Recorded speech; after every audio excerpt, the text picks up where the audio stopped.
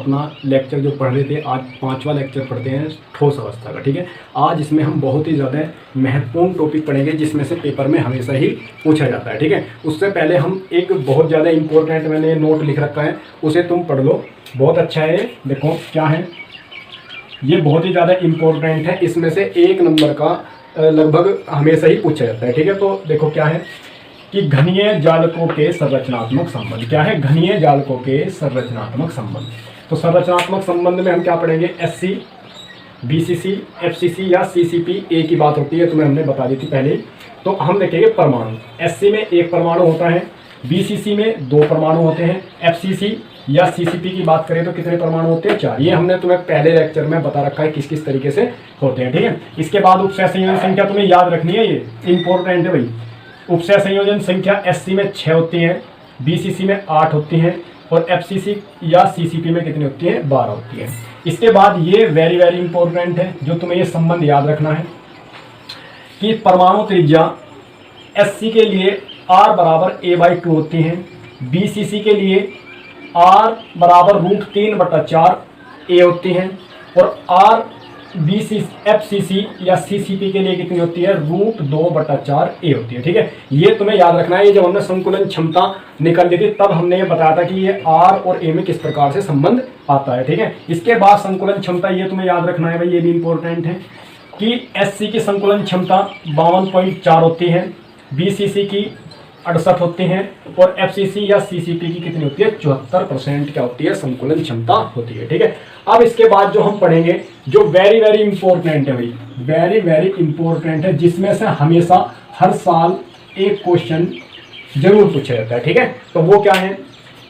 इकाई शैल का घनत्व। क्या है? इकाई शैल का घनत्व। ठीक है, इकाई शैल का घनत्व, तो डेंसिटी ऑफ यूनिट सेल। तो इसमें क्या है? इसका फॉर्मूला होता है, या तो इससे डिनोट करते हैं रो से या डी से। तो डी बराबर क्या होता है? Z गुना M बटा NA गुना A³। ठीक है, तो यहाँ पे देख लो ये क्या है? Z क्या है यहाँ पे? इकाई सेल में कणों की संख्या। क्या है? इकाई सेल में कणों की संख्या। तो हमें पता ही है कि एससी अगर एकक कोष्टिका की बात कर रहा है तो 1 होगा Z का मान, यदि बीसीसी कोष्टिका की बात कर रहा है तो Z का मान 2 होगा, यदि एफसीसी कोष्टिका की बात कर रहे हैं तो Z का मान कितना होगा? 4 होगा। ठीक है, M क्या है यहाँ पे? अणुभार है, या से मोलर द्रव्यमान भी कह सकते हैं। ठीक है, Na क्या है यहाँ पे? आवोगाद्रो संख्या है। Na क्या है यहाँ पे? आवोगाद्रो संख्या है, जिसका मान होता है 6.023 गुणा 10⁻23 मोल इनवर्स। A क्या है यहाँ पे? A क्या है यहाँ पे?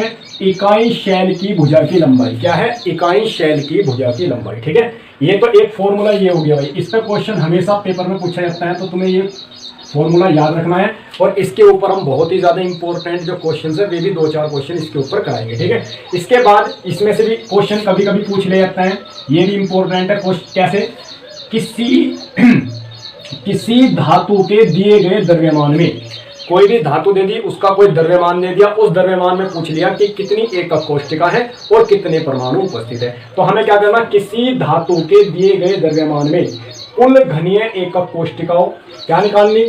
कुल घनीय एकक कोष्टिकाओं तथा परमाणुओं की संख्या की गणना करना। तो किसी भी धातु का यदि हमें द्रव्यमान दे दिया जाए और हमारे से कह दिया जाए कि इसमें बताओ कितनी एकक कोष्टिका है और उसमें कितने परमाणु उपस्थित है, तो हम एक फॉर्मूला इस फॉर्मूले से निकाल सकते हैं। क्या फॉर्मूला है? धातु के, हमने मान लिया कि धातु कोई भी धातु है जिसका कितना ग्राम वजन दे रखा है? W ग्राम वजन। तो हमने मान लिया धातु के W ग्राम वजन में, यानी कि W ग्राम में उपस्थित घनीय एकक कोष्टिकाओं की संख्या क्या मान लिया हमने? X मान ली। हमने मान लिया अपनी ओर से कि धातु का कोई W ग्राम का द्रव्यमान है, उसमें हमने मान लिया कि घनीय एकक कोष्टिकाओं की संख्या कितनी है? X। तो हम उसे कैसे निकाल लेंगे? हम क्या करेंगे? धातु का आयतन निकाल लेंगे और उसे किससे भाग दे देंगे? एकक कोष्टिका के आयतन से क्या दे देंगे? भाग दे देंगे। यानी कि धातु का जितना भी द्रव्यमान आयतन होगा उस आयतन को एकक कोष्टिका के आयतन से क्या दे देंगे? भाग दे देंगे। भाग देने के बाद जो भी आएगा वो कितनी आ जाएगी? एकक कोष्टिकाओं की संख्या आ जाएगी। जैसे धातु का आयतन होता है W/D और एकक कोष्टिका का आयतन होता है A³। यहाँ पे W क्या है? W क्या है भाई? यहाँ पे W है धातु का द्रव्यमान, D क्या है? यहाँ पे धातु का क्या है? घनत्व। यानी कि ये तो क्या है? धातु का द्रव्यमान है जो दिया गया होगा, और ये क्या है? D क्या है? धातु का घनत्व है जो भी दिया हुआ होगा वो भी, और A³ क्या है? यहाँ पे एकक कोष्टिका का आयतन। ठीक है, इसके बाद अब यदि मुझे क्या क्या एकक कोष्टिका तो निकल गई, अब मुझे कहने लगे कि भाई एकक कोष्टिका तो निकाल ली, अब बताओ कि भाई इसमें कितने परमाणु होंगे। तो हम क्या मान लेंगे, माना घनीय एकक कोष्टिका में परमाणुओं की संख्या कितनी है, Z मान ली। तो हम क्या करेंगे, तब हमें धातु के W ग्राम में उपस्थित परमाणुओं की संख्या कितनी हो जाएगी, इसकी एकक कोष्टिका क्या है, एकक कोष्टिका, ये किसकी संख्या है, ये जो मैंने लिखा है गोला किया है, ये क्या है, एकक कोष्टिकाओं की तो संख्या है, उसकी किससे गुना कर दो, Z से गुना कर दो, Z से गुना कर दो। सपोज करो कि एक कोष्टिका में 4 परमाणु हैं और कोष्टिका हमने निकाल ली 10, कोष्टिका कितने निकाल ली 10, तो एक कोष्टिका में 4 परमाणु है तो 4 कोष्टिका में कितने परमाणु हो जाएंगे, 40। तो कैसे करोगे भाई, उस 4 की गुना किस में करोगे, 10 कोष्टिका में तो करोगे, तो कितने हो जाएंगे 40। तो इसी तरीके से हम सबसे पहले क्या करेंगे, एकक कोष्टिकाओं की संख्या निकाल लेंगे। जितनी भी एकक कोष्टिका, सपोज करो हमारे पास आ गई एकक कोष्टिका 10, हमें पता है एक एकक कोष्टिका में 4 परमाणु होते हैं, तो 4 में कितना होगा 40। इसी तरीके से यदि मुझे पता लग जाए कि एक एकक कोष्टिका में 2 परमाणु हैं, तो 10 में कितने हो जाएंगे 20। इसी तरीके से हम क्या कर सकते हैं, एकक कोष्टिका निकाल के हम क्या कर सकते हैं, परमाणुओं की संख्या भी क्या कर सकते हैं, निकाल सकते हैं। ठीक है, जैसे मैंने एक क्वेश्चन लिखा है ये, ठीक है, तो इस क्वेश्चन को देखकर कैसे करेंगे भाई, इस क्वेश्चन को देखते हैं कैसे करते हैं, बहुत ही ज्यादा इंपॉर्टेंट क्वेश्चन है भाई। ठीक है, ये क्या है, बहुत ज्यादा इंपॉर्टेंट है क्वेश्चन। ठीक है, तो क्या दिया है क्वेश्चन में भाई, एक तत्व की कोष्टिका की संरचना कैसी है। इसमें क्वेश्चन में कहा कि एक तत्व की कोष्टिका की संरचना कैसी है, BCC प्रकार की। तो BCC प्रकार की कहते ही तुम्हें पता लग जाना चाहिए, सॉल्यूशन में क्या करना, BCC कहते ही हमें पता लग जाना चाहिए कि भाई BCC प्रकार की है, तो उसका मतलब परमाणुओं की संख्या कितनी होगी, इसमें 2 होगी। ये लिख रहा है, परमाणुओं की संख्या कितनी होगी, 2 होगी BCC कहते ही। अब आगे क्या कहा भाई, कोष्टिका के कोर की लंबाई, कोष्टिका के कोर की लंबाई A, जिसे हम किससे प्रदर्शित करते हैं, A से, वो कितनी दे रखी है, 288 पिकोमीटर।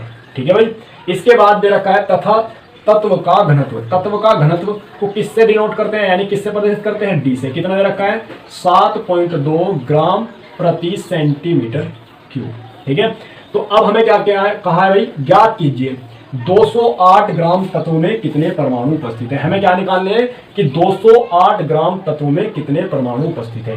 तो भाई हमें क्या दे दिया, W का मान कितना दे दिया, 208 ग्राम दे दिया। ठीक है, अब देखो ये किस में दे रखा है, सेंटीमीटर में, तो हम इसे भी किस में चेंज कर लेंगे, सेंटीमीटर में। तो सेंटीमीटर में चेंज करने के लिए क्या करेंगे, 288 गुणा 10 की पावर माइनस के कितना कर देंगे, 10 सेंटीमीटर। ठीक है, ये मैंने यहाँ पे लिख रखा था, वो बताना भूल गया मैं, कि 1 पिकोमीटर बराबर होते हैं 10 की पावर माइनस के 12 मीटर होते हैं, 1 पिकोमीटर बराबर होते हैं 10 की पावर माइनस के 8 सेंटीमीटर। तो ये तुम्हें याद रखना है। ठीक है, इसे कहीं भी नोट कर लेना। ठीक, तो मैंने क्या कर दिया, इसे सेंटीमीटर में क्या कर दिया, चेंज कर दिया। अब हमारे पास फॉर्मूला क्या है भाई, हमारे पास फॉर्मूला है ये तुम्हें दिख रहा होगा कि धातु के W ग्राम में। तो हमें क्या करना है, धातु के W ग्राम ना करके उसने कितना दे रखा है, W का मान 200, धातु के 208 ग्राम, धातु के 208 ग्राम में उपस्थित परमाणुओं की संख्या, परमाणुओं की संख्या क्या है भाई, फॉर्मूला तुम्हारे पास है, क्या है, Z गुणा W D और क्या हो जाएगा, A क्यूब। तो तुम्हें पता ही है कितना है, Z का मान कितना है, 2, W कितना है 208 ग्राम, D का मान कितना है 7.2, A का मान कितना दे रखा है 288 गुणा 10 की पावर माइनस के 10 की पावर कितना कर दोगे 3 करने के बाद जैसे ही तुम इसे, अब गुणा भाग तो बहुत ज़्यादा लंबी हो जाएगी, तो तुम्हें क्या करना है, अपना आप हल कर लेना है। मैं डायरेक्ट इसका आंसर लिख रहा हूँ, तो कितना आ जाएगा भाई 24 गुणा 24.16, 24.16 गुणा 10 की पावर कितना आ जाएगा 23 परमाणु आ जाएंगे। कितने आ जाएंगे, इतने परमाणु आ जाएंगे। ठीक है, कितने परमाणु आ जाएंगे, इतने परमाणु इसमें आ जाएंगे। यदि ये तो डायरेक्ट मैंने तुम्हें आपसे क्या पूछ लिया भाई, क्या कह दिया कि डायरेक्ट क्या कर दिया, परमाणुओं की संख्या निकाल ली। अगर वो तुम्हारे से यहाँ पे परमाणुओं की संख्या ना निकाल के कह देता कि कोष्टिकाओं की संख्या निकाल लो, क्या कह देता, कोष्टिकाओं की संख्या निकाल दो, तो फिर तुम्हें क्या करना था, इसमें कोष्टिकाओं की संख्या निकालने के लिए हमारे पास क्या फॉर्मूला था, x बराबर W D गुणा A। तो यहां से तुम क्या कर देते भाई, केवल क्या निकाल लेते हैं, कोष्टिकाओं की संख्या। W का मान तुम्हें पता है, D का मान तुम्हें पता है, A क्यूब का मान तुम्हें पता है, ठीक है। तो यहां से तुम एकक कोष्टिकाओं की संख्या आराम से निकाल लेते। जो भी एकक कोष्टिकाओं की संख्या आई उसमें 2 से गुणा कर देते, तो वो क्या आते हैं, परमाणुओं की संख्या। तुम्हें क्योंकि पता ही है कि BCC में कितने परमाणु होते हैं, 2, इसीलिए हमने क्या कर रखा है, इस सारे की गुणा किससे कर रखी है, 2 से, ठीक है। समझ में आई बात, ठीक। अब अगला क्वेश्चन देखते हैं। ये बहुत ज्यादा जो मैं यहाँ पे क्वेश्चन करा रहा हूँ इन्हें नोट करते रहिए, और वैसे तो जितना भी मैं पढ़ा रहा हूँ सब कुछ ऐसे ही है, तुम कॉपी में नोट करते रहिए, ठीक है, और अपने नोट्स बनाते चले, ठीक। तो अब हम अगला क्वेश्चन पढ़ते हैं। सारे क्वेश्चन बहुत ज्यादा इंपॉर्टेंट है, ठीक है। तो अगला क्वेश्चन देखते हैं। तो अब हम शुरू करते हैं अपने जो आगे क्वेश्चन है। ये सारे के सारे क्वेश्चन मैं फिर बता रहा हूँ बहुत ही ज़्यादा इंपॉर्टेंट हैं, और इनमें से ये नहीं तो इसके जैसे ही पेपर में जरूर क्वेश्चन मिलेंगे तुम्हें, ठीक है। तो अब हम दूसरा क्वेश्चन पढ़ते हैं। अपना दूसरा क्वेश्चन क्या है भाई, देखिए ये सारे के सारे क्वेश्चन ही क्या है, बहुत ही ज़्यादा इंपॉर्टेंट है, ठीक है। तो दूसरे क्वेश्चन में क्या पूछा है, एक फलक केंद्रित घनीय तत्व, एक कोई फलक केंद्रित घनीय तत्व है। फलक केंद्रित का मतलब है FCC से, ठीक है। फलक केंद्रित घनीय तत्व जिसका परमाणु भार कितना दे रखा है, 60 दे रखा है, में सेल के किनारों की लंबाई 400 पिकोमीटर है। इसका घनत्व क्या होगा, हमें क्या निकालना है, इसका घनत्व क्या होगा, ठीक है। देखो क्या दे रखा है, क्वेश्चन नंबर 2 का हम क्या कर रहे हैं, सॉल्यूशन देख रहे हैं। क्या देख रहे हैं, क्वेश्चन नंबर 2 का सॉल्यूशन। जो जो दिया है वो लिख लो भाई। हमें क्या दिया है, FCC फलक केंद्रित घनीय, कहने का मतलब क्या दिया है, FCC दिए, तो इसका मतलब क्या है, Z बराबर कितना हो जाएगा, 4। देखो हमें क्या निकालना है, घनत्व निकालना है। क्या निकालना है, पहली बात है घनत्व, और घनत्व का फॉर्मूला तुम्हें पता ही है क्या होता है। घनत्व का फॉर्मूला होता है Z गुना MNA और गुना A क्यूब, ठीक है। अब तुम्हें पता ही है D हमें निकालना है, D क्या करना है, ज्ञात करना है। M कितना दे रखा है उसने, M कितना दे रखा है भाई, परमाणु भार कितना दे रखा है, 60 दे रखा है, समझ में आई।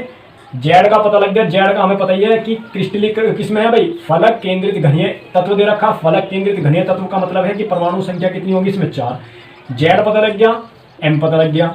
अब एन का तुम्हें पता ही है, एन क्या होता है, एन क्या होता है, अवगाद्रो संख्या कितना होता है, इसका मान 6.023 गुणा 10 की पावर कितना होता है, 23। इसका मान तुम्हें पता है कितना होता है, 23।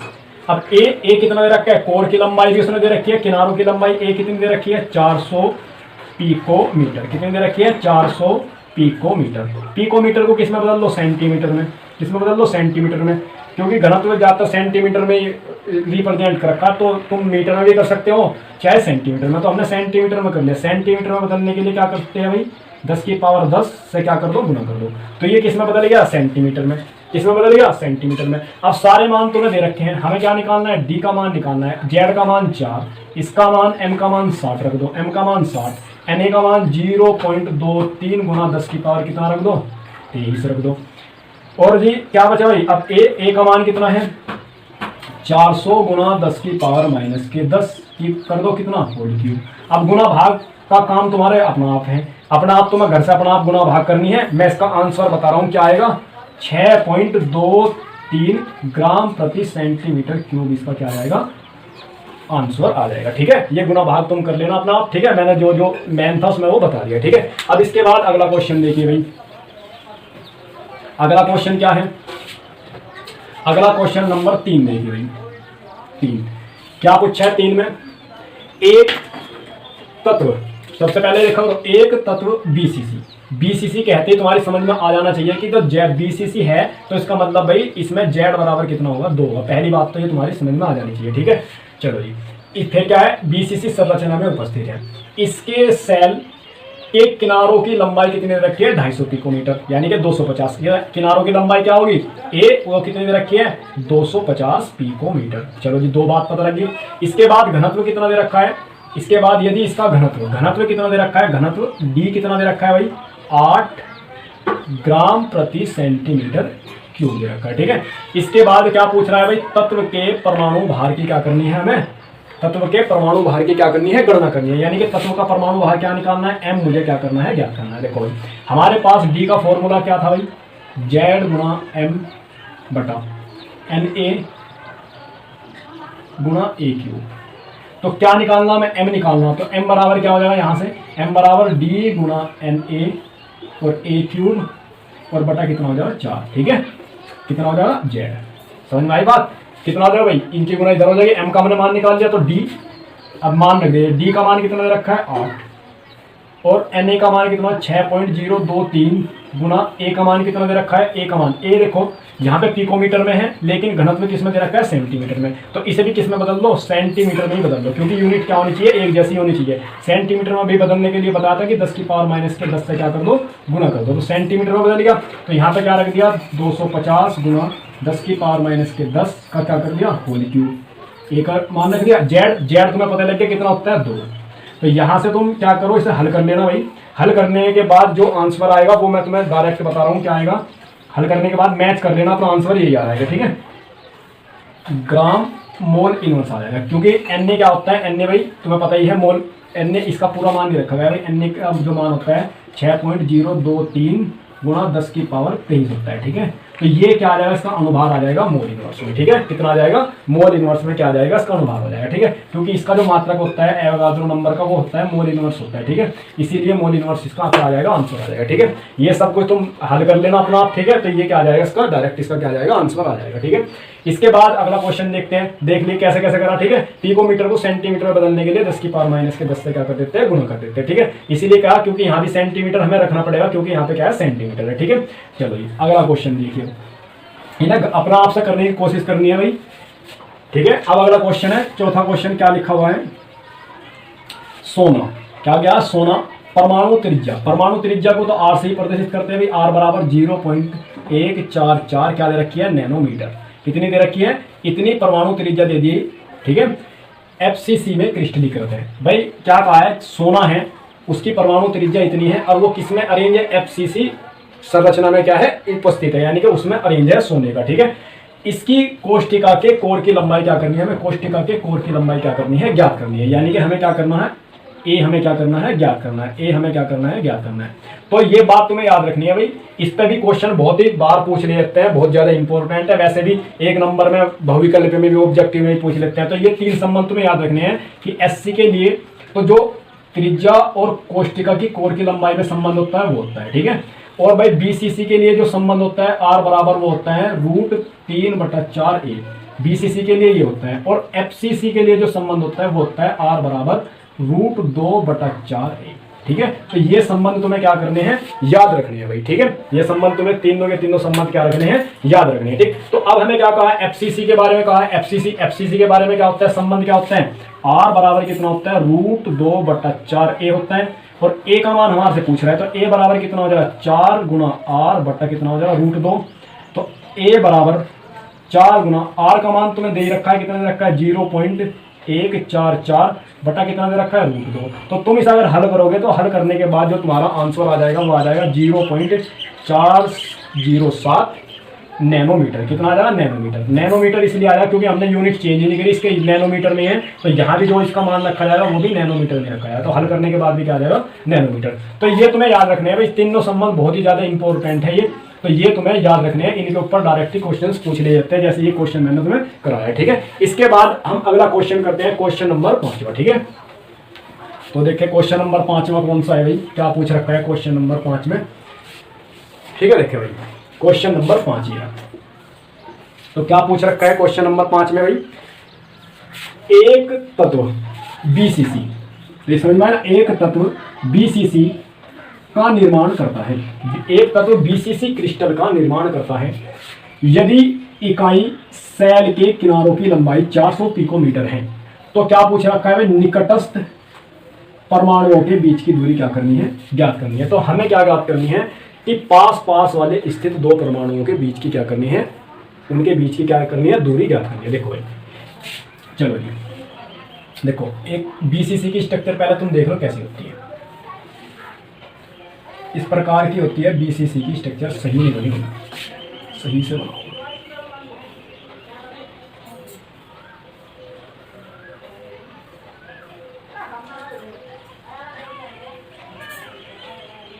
लो जी, ये होती है बीसीसी की स्ट्रक्चर, ठीक है। तो जैसे भाई हमें पता है किनारों पर भी एटम रखे होते हैं, ये रखे होते हैं और ये दोनों आपस में क्या करते हैं, टच ही करते हैं। ये हमने तुम्हें बता रखा है पहले, ठीक है। तो हमें क्या निकालनी है, इन दोनों के बीच की दूरी निकालनी है। इन दोनों के बीच की क्या निकालनी है, दूरी निकालनी है। यानी कि यहाँ से और यहाँ तक की क्या निकालनी है, दूरी निकालनी है, ठीक है।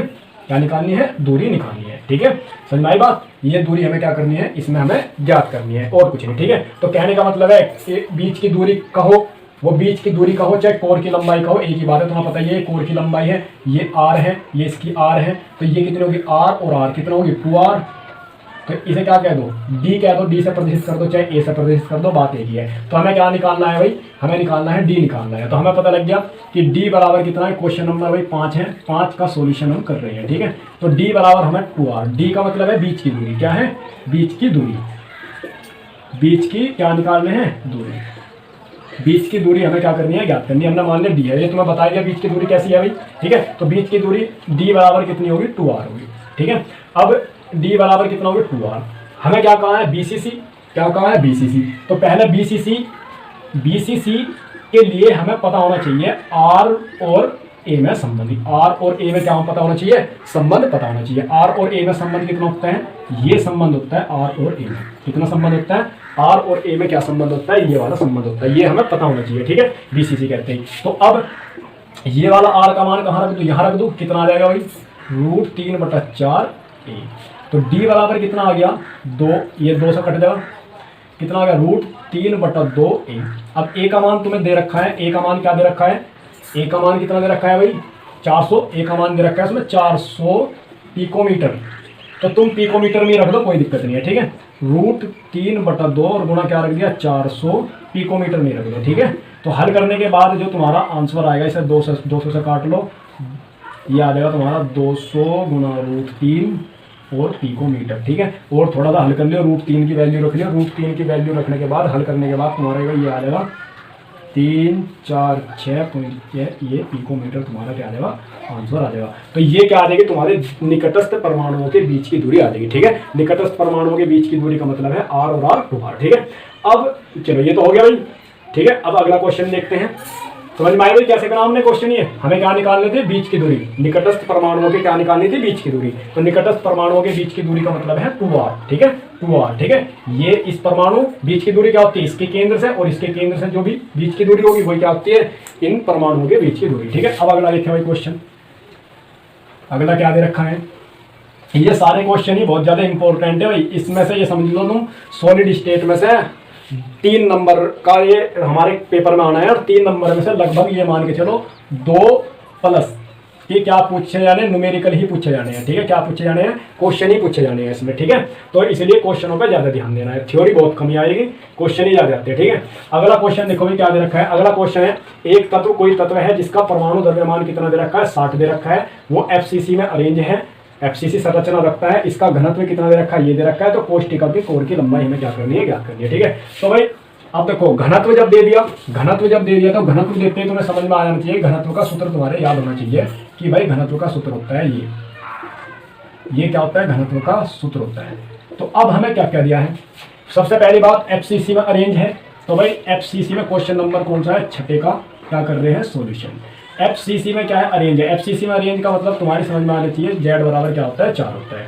Na तुम्हें पता ही है, Na कितना होता है 6.023 गुना 10 की पावर 23 होता है, ठीक है। A और M का मान उसने दे रखा है, M का मान कितना दे रखा है भाई, परमाणु द्रव्यमान कितना दे रखा है 60 दे रखा है, ठीक है। इसके बाद घनत्व भी दे रखा है, घनत्व कितना दे रखा है 6.23 ग्राम प्रति सेंटीमीटर क्यूब, और A का मान तुम्हारे से क्या कर रहा है पूछ रहा है, ठीक है। तो यहाँ से A का मान अगर निकाल ले तो A क्यूब बराबर आ जाएगा, इसकी गुना इसमें कर दो D गुना Na, A का मान अगर निकाल ले तो कितना आ जाएगा Z गुना M बटा Na गुना D, ये यहाँ से A क्यूब का मान आ जाएगा। तो A क्यूब का मान आ जाएगा, तो कैसे निकाल लो, Z का मान कितना है भाई 4, रख दो वैल्यू पुट कर दो बस इसमें, इसका मान 60, इसका मान 60, Na का मान कितना है 6.023 गुणा 10 की पावर 23 गुणा D का मान 6.23, ठीक है। बस ये रख दिया, वैल्यू पुट कर दी। वैल्यू पुट करने के बाद क्या हुआ भाई, इसके बाद तुम इसे हल करना, हल करने के बाद जो तुम्हारा आएगा, हल करने के बाद ये आ जाएगा सारा ही हल करके तुम्हारा आ जाएगा 64 गुणा 10 की पावर -24 सेंटीमीटर क्यूब, इतना तुम्हारा क्या आ जाएगा आंसर आ जाएगा, ठीक है। इसे A क्यूब, A का मान निकालना, इधर भी क्यूब है तो क्या निकल जाएगा भाई A बराबर आ जाएगा तुम्हारा 64 का क्यूब कितना होता है 4, और इसका कितना हो जाएगा भाई 8 या 24 3 8 आ जाएगा, और सेंटीमीटर, और इसे और भी क्या लिख सकते हो, पिकोमीटर में चेंज करना हो तो पिकोमीटर में चेंज कर दो। पिकोमीटर में चेंज करने के लिए हमें क्या करना पड़ेगा भाई, इसे इसे 400 पिकोमीटर लिख दो, बात एक ही है। 400 क्या लिख दो, पिकोमीटर लिख दो। क्या लिख दो, 400 पिकोमीटर लिख दो। ठीक है, समझ में आई बात, 400 पिकोमीटर लिख दो, ये तुम्हारा आंसर आ गया। ठीक है, समझ में आई बात, या यहाँ पे भी छोड़ दो, कोई दिक्कत नहीं है। ठीक है, इसके बाद अगला जो क्वेश्चन है भाई, अगला क्वेश्चन और देख लो, लास्ट क्वेश्चन है। ये मैंने 8 क्वेश्चन कराए हैं भाई, ये बहुत ही ज्यादा इंपॉर्टेंट है, इन्हें तुम्हें क्या करना है, याद रखना है। ठीक है, अगला क्वेश्चन देखो भाई क्या है, ये वाला 7वां question number 7, very very important है, और ये 2 बार बोर्ड में भी पूछ रखा है, सन 2014 और 15 में आया हुआ भी। ठीक है, तो क्या कहा है, क्या कहा है हमें, 58.1 ग्राम NaCl के इकाई सेलों की संख्या क्या करनी है, ज्ञात करनी है। हमें बताना है कि 58.1 ग्राम NaCl में कितनी एकक कोशिका उपस्थित है। ठीक है, अब इसमें हमें घनत्व तो दिया नहीं, अगर हमें घनत्व देता तो भाई हम ये वाला फॉर्मूला लगा के इसमें से क्या कर देते, एकक कोशिकाओं की संख्या निकाल देते। अब घनत्व तो दिया नहीं, तो इसे करने के लिए हम क्या करेंगे, तो इसे करने के लिए, इस प्रकार के क्वेश्चन को करने के लिए हम क्या करेंगे, तो हमें इतनी बात तो पता है, हमने पहले 11वीं में पढ़ी थी कि एक मोल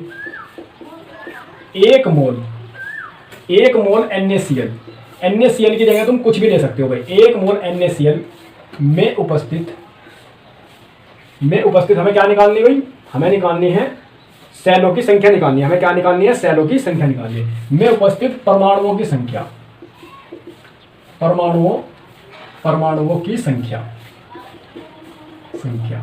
1 मोल में, 1 मोल NaCl कहो, 1 मोल कुछ भी कह लो तुम। ठीक है, उसमें परमाणुओं की जो संख्या होती है वो फिक्स होती है।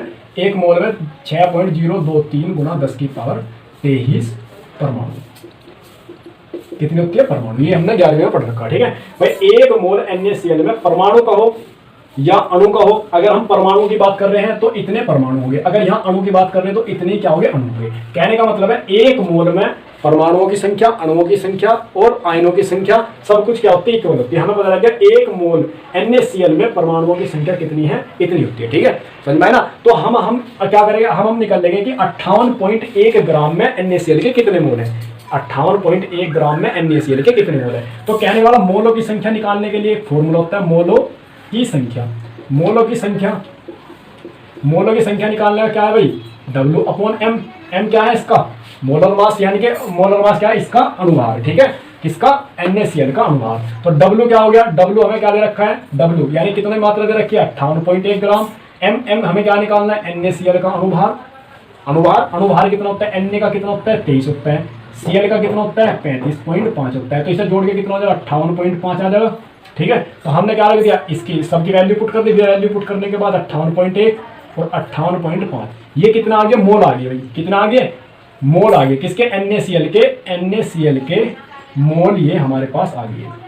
कितने मोल हैं, 58.1 ग्राम, 58.1 ग्राम में इतने मोल उपस्थित है। समझ में आए ना। हमें पता है 1 मोल NaCl में इतने परमाणु, तो इतने मोल में कितने हो जाएंगे, तो हम क्या करेंगे, इतने मोल NaCl में परमाणु कितने हो जाएंगे भाई, परमाणुओं की संख्या यानी परमाणु कितने हो जाएंगे, इसकी गुणा 6.23 गुना 10 की पावर 23 की गुणा किससे कर दो, इससे कर दो, इतने मोल से कर दो,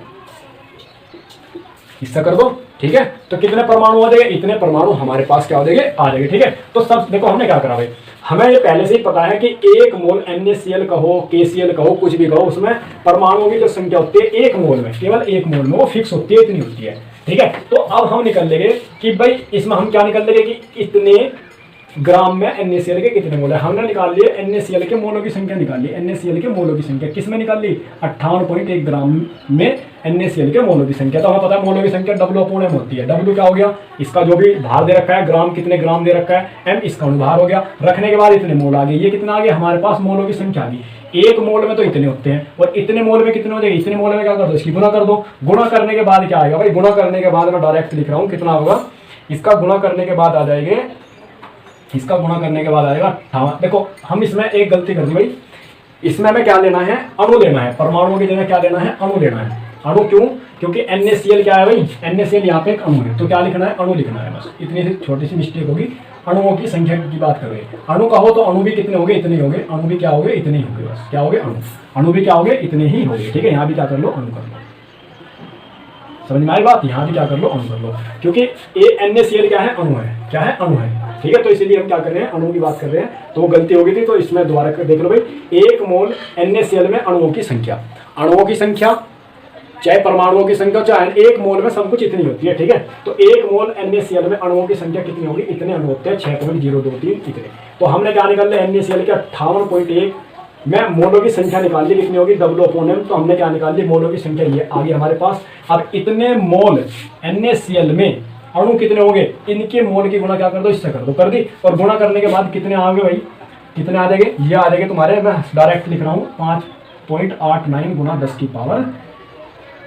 की पावर 23 कितने आ जाएंगे, इतने अणु आ जाएंगे, इतने अणु आ जाएंगे, इतने अणु आ जाएंगे। तो हमें पता लग गया, हमने अब तक क्या निकाला, हमने निकाल लिया 58.1 ग्राम NaCl में इतने अणु उपस्थित होते हैं, कितने उपस्थित होते हैं, इतने अणु उपस्थित होते हैं, ठीक है। और एक जो तुम्हें बात याद रखनी है भाई, ये हमेशा ही तुम बात याद रखना कि जो NaCl होता है, जो NaCl होता है वो FCC में क्या होता है, अरेंज होता है। FCC में क्या होता है, अरेंज होता है।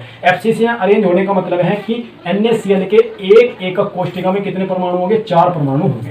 कितने परमाणु होंगे, 4 परमाणु होंगे, 4 परमाणु, सॉरी अणु, कितने होंगे, इतने अणु होंगे, इतने अणु होंगे, इतने अणु होंगे। यानी कि NaCl क्या होता है भाई, FCC एकक कोष्ठिका में क्या होता है, अरेंज होता है। और एक FCC कोष्ठिका में कितने होते हैं, इतने अणु होते हैं, ठीक है। अब टोटल अणुओं की संख्या हमारे पास इतनी है, और इन टोटल अणुओं की संख्या अगर मुझे एकक कोष्ठिका निकालनी है, किस संख्या मैंने मान ली, x है एकक कोष्ठिका की संख्या, अगर मुझे निकालनी है तो मैं क्या करूंगा, कुल अणुओं की संख्या से, कुल अणुओं की संख्या से क्या कर दिया, एक कोष्ठिका के अणुओं की संख्या का क्या दे दूंगा, भाग दे दूंगा। इसे क्या कर दूंगा, एक कोष्ठिका के, भाई एक कोष्ठिका में कितने होते हैं, 4 अणु होते हैं, और ये इतने सारे हमें क्या दे रखे अणु। तो इस सारे अणुओं को एक कोष्ठिका के अणु से अगर मैं भाग दे दूं तो मुझे पता लग जाएगा कितनी इसमें क्या है, एकक कोष्ठिका उपस्थित है। तो एकक कोष्ठिका आ जाएगी भाई, हल करने के बाद इसकी 1.495 गुणा 10 की पावर 23 इतने क्या देगी, इसमें एकक कोष्ठिका आ जाएगी, ठीक है। तो देखो हमें इसमें करना कुछ नहीं था, हमने क्या करा भाई, हमें पता है 1 मोल NaCl में अणुओं की संख्या इतनी होती है। तो हमने इतने जो क्वेश्चन में जाता 58.1 ग्राम, 58.1 ग्राम में हमने क्या निकाल लिया, अणुओं की संख्या निकाल ली, वो मोलों की संख्या निकाल ली। 58.1 ग्राम में मोलों की संख्या आ गई है। जब 1 मोल में इतने अणु है तो इतने मोल में कितने आ जाएंगे, इससे गुणा कर दो, इतने अणु आ गए, ठीक है। हमें पता है कि NaCl जो होता है, ये याद रखना है, NaCl जो होता है वो FCC एकक कोष्ठिका में क्या होता है, पाया जाता है। यानी कि एकक कोष्ठिका FCC एकक कोष्ठिका में क्या होता है, अरेंज होता है। जब वो एकक कोष्ठिका में अरेंज है तो हमें पता लग गया कि उसकी एक कोष्ठिका में 4 अणु होंगे। और अणु कितने दे रखे हैं हमें, ये दे रखे हैं। तो अगर मैं एक कोष्ठिका के अणुओं से भाग दे दूं तो कितने आ जाएंगे भाई, ये क्या निकल देगा, हमारी एकक कोष्ठिका की संख्या निकल देगी। सपोज करो, देखो भाई जैसे मैं तुम्हें समझाता हूँ कैसे, भाई मेरे पास है 20 अणु, मेरे पास है 20 अणु, और एक कोष्ठिका में कितने अणु आ सकते हैं, 4। तो मुझे बताना है कितनी कोष्ठिका होगी, 20 अणु कितनी कोष्ठिका रखते हैं। तो हम क्या करेंगे, इससे भाग दे देंगे। तो कितनी भाई, 5 कोष्ठिका 20 अणु रखती है, क्या रखती है, 5 कोष्ठिका क्या रखती है, 20 अणु रखती है। इसी तरीके से मैंने क्या करा, सबसे पहले मैंने अणुओं की संख्या निकाल ली। अणुओं की संख्या निकाल के हमने क्या करा, एक कोष्ठिका के अणुओं की संख्या से भाग दे दिया, तो हमें पता लग जाएगा कितनी कोष्ठिका उसमें होगी, ठीक है। इसके बाद जो लास्ट क्वेश्चन है भाई, ये लास्ट क्वेश्चन देखो क्या है, ये भी बहुत ही ज्यादा क्या है, इंपॉर्टेंट है भाई। तो देखो इसमें क्या कहा है कि सोडियम धातु BCC संरचना है भाई, सोडियम धातु की क्या है, BCC संरचना है। यदि एकक कोष्ठिका के किनारों की लंबाई कितनी हो, इतनी। भाई एकक कोष्ठिका के किनारों की लंबाई कितनी दे दी, 4.29 एंगस्ट्रॉम हमें दे दी। कितनी दे दी, इतनी एंगस्ट्रॉम हमें दे दी। बात समझ में आई ना, इतनी हमें क्या दे दी, इतनी हमें दे रखी है, ठीक। तो सोडियम धातु की परमाणु त्रिज्या हमें क्या निकालनी, R का मान क्या करना, ज्ञात करना, ठीक है। और क्या करना हमें, एकक कोष्ठिका के अंतः विकर्ण की लंबाई, इसे बाद में देखेंगे। देखो क्वेश्चन 2016 में पूछा गया है। तो तुम्हें सबसे पहले क्या करना है भाई, BCC के लिए R और इसमें क्या पता होना चाहिए, तुम्हें संबंध पता होना ही चाहिए, ठीक है। तो हमें क्या निकालनी, त्रिज्या निकालनी। तो R बराबर कितना हो गया, √3/4। ए का मान कितना दे रखा है, एंगस्ट्रॉम में, तो एंगस्ट्रॉम में रख लो, कोई बात नहीं, दोनों एंगस्ट्रॉम में रख लो, ठीक है। तो हल करने के बाद जो इसका R का मान आएगा, वो R का मान चाहे एंगस्ट्रॉम में रखा, चलो सेंटीमीटर में चेंज कर लो, एंगस्ट्रॉम को क्या कर लो, सेंटीमीटर में चेंज कर लो। 4.29 गुणा 10 की पावर -8 सेंटीमीटर में हो जाएगा, ठीक है। किसमें हो जाएगा, सेंटीमीटर में। तो सेंटीमीटर में कर लो, ठीक है, इससे कोई दिक्कत नहीं, ठीक है। इसे हल करने के बाद जो आ जाएगा, हल करने के बाद इतना आ जाएगा तुम्हारा 10 की पावर -8 सेंटीमीटर। इंपॉर्टेंट क्वेश्चन है, याद रखना, ठीक है। ये तो हमारी आगे त्रिज्या। अब कहा उसने अंतः विकर्ण, लास्ट में क्या पूछ रखा है, अंतः विकर्ण की लंबाई और पूछ रखी है। क्या पूछ रखी है, अंतः विकर्ण की लंबाई। तो देखो भाई मैं तुम्हें बताता हूँ इसमें क्या होता है भाई, इस तरीके की ये बीसीसी की जो संरचना होती है इस प्रकार की होती है। किस प्रकार की, इस प्रकार की। तो मैं क्या कर रहा हूँ, इसे आसान करने के लिए मैं इस तरीके से दिखा रहा हूँ तुम्हें। किस तरीके से, इस तरीके से कि बस एक ही इसमें ही। तो इसमें तुम्हें पता ही है एक बीच में भी होता है, इसमें एटम क्या होता है, एक कोष्ठिका क्या होता है, बीच में भी होता है, और एक एटम यहाँ रखा होता है, एक एटम यहाँ रखा होता है। ठीक है, तो हमें क्या निकालना है, ये अंतः विकर्ण की क्या निकालनी है, लंबाई निकालनी है। ठीक है, वो मैंने तुम्हें समझा रखा है। अंतः विकर्ण कितना होता है, आर आर और आर, ये कितना होता है 2 आर, इसकी कितनी होती है यहाँ से यहाँ तक की 2 आर। तो कितनी होगी टोटल, कितनी होगी 4 आर। तो अंतः विकर्ण की लंबाई कितनी होगी भाई, अंतः विकर्ण की लंबाई कितनी होगी, अंतः विकर्ण की लंबाई होती है 4 आर। ठीक है, जो भी वो आया है इसकी गुणा किसमें कर दो भाई, 4 में कर दो, गुणा 10 की पावर -8। तो हल करने के बाद कितना आ जाएगा भाई, इसका आ जाएगा तुम्हारा 7.44 गुणा 10 की पावर -8 सेंटीमीटर आ जाएगा। ठीक है, क्योंकि तुमने देखा होगा भाई बीसीसी में जो अंतः विकर्ण होता है उसकी लंबाई कितनी होती है, 4 होती है। ठीक है, क्योंकि एक एटम बीच में रखा होता है और ये क्या करते हैं, आपस में टच करते हैं, और ये क्या होता है, विकर्ण होता है। ये होता तो इस तरीके से है। ठीक है, बस मैंने आसान करने के लिए थोड़ा सा इस तरीके से बना के दिखा दिया। ये कि ये मान लो अंतः विकर्ण, यहाँ से ये मान लो, ये मान लो अंतः विकर्ण, ये एक एटम हो गया, ये एक एटम, ये एक एटम। ठीक है, इस तरीके से टच करते हैं, ये इस तरीके से क्या करते हैं, टच करते हैं। ठीक है, समझ में आई बात। अंतः विकर्ण की लंबाई यो आर, ये 2 आर, और ये कितना हो गया, तो कितना हो गया 4 आर हो गया। ठीक है, समझ में आई बात। तो इसलिए अंतः विकर्ण की लंबाई क्या होगी, 4 आर। ठीक, ये बहुत ही ज़्यादा इंपॉर्टेंट क्वेश्चन था। ठीक है, तो अब इसके बाद जो हम पढ़ेंगे वो पढ़ेंगे भाई क्रिस्टलों में दोष, यानी कि ठोसों में दोष किस किस प्रकार के होते हैं। ठीक है,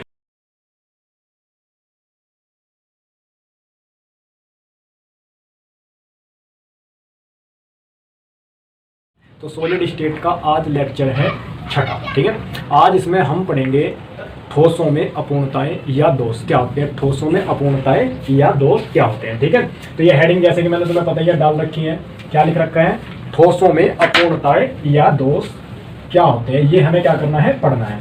इस इंग्लिश में क्या बोलते हैं, इम्परफेक्शन या डिफेक्ट्स ऑफ सॉलिड्स। ये हम क्या पढ़ेंगे आज अपने लेक्चर में, इसे अच्छे से पढ़ेंगे। ठीक है, तो देखो भाई जो भी हमारे आदर्श ठोस होते हैं, जो भी हमारे आदर्श ठोस होते हैं उनमें जो अवयवी कण होते हैं वो बिल्कुल एकदम निश्चित क्रम में, यानी कि फिक्स अरेंजमेंट उनका क्या होता है, अवयवी कणों का होता है। लेकिन ऐसा ठोस प्राप्त करना बहुत ही क्या है, असंभव है। ऐसा जिसमें बिल्कुल क्या हो, अवयवी कण बिल्कुल फिक्स लगे हों, तो उसे क्या बोलते हैं, आदर्श ठोस। और ऐसा ठोस प्राप्त करना क्या है, असंभव है। ठीक है, तो इनमें क्या होता है, ठोसों में कुछ अपूर्णता यानी कि दोष पाए जाते हैं। जैसे हम क्रिस्टल का निर्माण करते हैं तो उनमें कुछ दोष पाए जाते हैं, उन्हीं दोष को हम क्या पढ़ेंगे आज डिटेल में पढ़ेंगे। ठीक है, तो देखो भाई मैंने लिख रखा है ठोसों में अपूर्णताएं। ठोसों में अपूर्णताएं या दोष कितने प्रकार के लिख रखे हैं मैंने, 2 प्रकार के।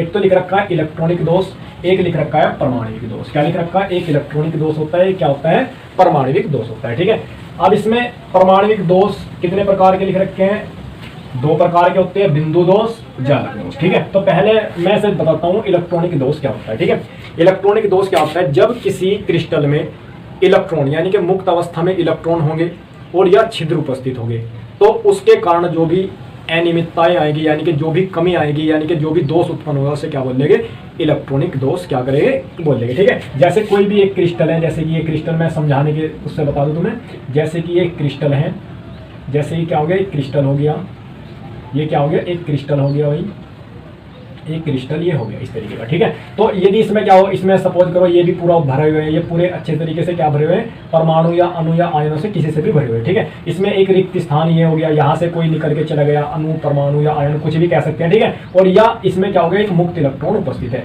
तो छिद्र के कारण या मुक्त इलेक्ट्रॉन के कारण जो भी दोष उत्पन्न होगा उसे क्या बोलेंगे, इलेक्ट्रॉनिक दोष कहेंगे। समझ में आया ना, यानी कि छिद्रों के कारण या इलेक्ट्रॉन के कारण जो भी दोष उत्पन्न होगा उसे क्या बोलेंगे, इलेक्ट्रॉनिक दोष कहेंगे। ठीक है, अब है परमाणविक दोष। क्या होता है, परमाणविक दोष। परमाणविक दोष में हम 2 प्रकार के दोष पढ़ेंगे, एक तो बिंदु दोष पढ़ेंगे, एक पढ़ेंगे जालक दोष। जालक बिंदु दोष को क्या बोलते हैं, पॉइंट डिफेक्ट बोलते हैं, और जालक दोष को क्या बोलते हैं, लेटिस डिफेक्ट। ये तुम्हारे कोर्स में नहीं है। ठीक है, बस हमें क्या पढ़ना है, बिंदु दोष पढ़ना है। ठीक है, तो परमाणविक दोष क्या होता है भाई, अवयवी कणों की व्यवस्था में, अवयवी कणों की व्यवस्था में अगर अनियमितताएं आ जाए, यानी कि सही कर्म से होना तो चाहिए था उनका सही कर्म, वो क्या हो जाए, बिगड़ जाए, यानी कि अनियमितताएं अगर आ जाए, अनियमितताएं का मतलब नियम उनका टूट जाए, जैसे मतलब सही कर्म में ना लगा हो।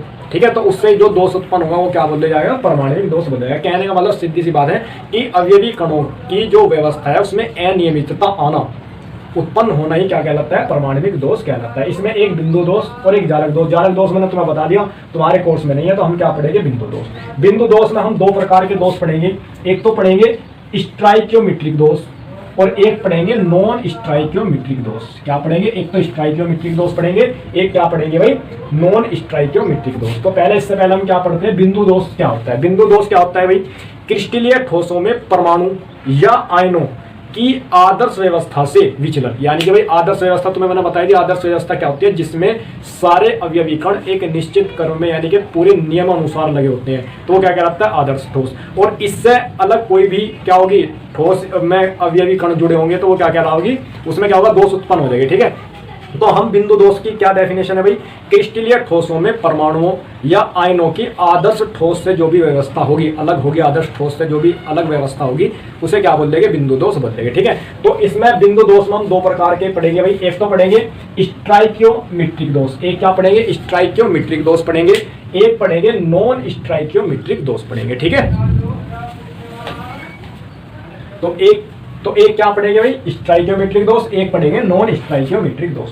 तो स्ट्राइकियोमेट्रिक दोष क्या होता है, यानी कि ऐसा दोष जिसमें धनायनों और ऋणायनों का जो अनुपात है वो अनुपात क्या नहीं होना चाहिए, परिवर्तित नहीं होना चाहिए। यानी कि जो यौगिक का अणुसूत्र है, यौगिक के अणुसूत्र में जो धनायनों और ऋणायनों का अनुपात है वो अनुपात दोष होने के बाद भी वही अनुपात होना चाहिए। यानी कि दोष हो भी जाए तो धनायनों और ऋणायनों का अनुपात क्या नहीं होना चाहिए, चेंज नहीं होना चाहिए। ठीक है, तो उसे क्या बोलते हैं, स्ट्राइकियोमेट्रिक दोष बोलते हैं। यानी कि दोष उत्पन्न हो जाए, दोष हो भी जाए, लेकिन जो यौगिक में पहले जो यौगिक में अनुपात था धनायनों और ऋणायनों का, बाद में भी वही अनुपात रहना चाहिए। ठीक है, कहने का मतलब धनायनों और ऋणायनों के अनुपात में कोई भी परिवर्तन नहीं होना चाहिए, तो उसे क्या बोलते हैं, स्ट्राइकियोमेट्रिक दोष बोलते हैं। जैसे सपोज करो भाई NaCl है, NaCl में Na और Cl का अनुपात 1:1 है, और दोष होने के बाद इसमें NaCl में दोष उत्पन्न हो गया, दोष होने के बाद भी अगर उसमें धनायनों और ऋणायनों का अनुपात, धनायन का मतलब ये धनायन ये ऋणायन, अगर 1:1 ही है तो उस दोष को क्या बोलते हैं, स्ट्राइकियोमेट्रिक दोष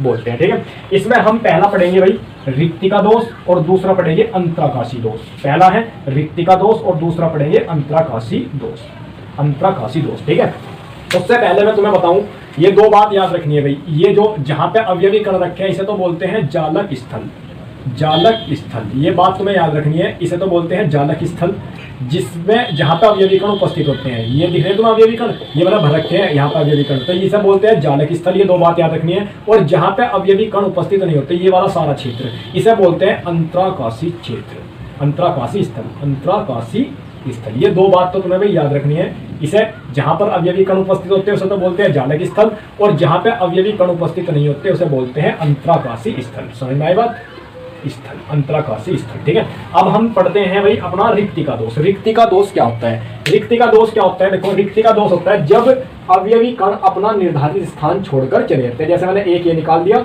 एक ये निकाल दिया, तो यहां से भी अवयवी कण चला गया और यहां से भी अवयवी कण चला गया, तो क्या बनी भाई, रिक्ति बनी। क्या बनी, रिक्ति।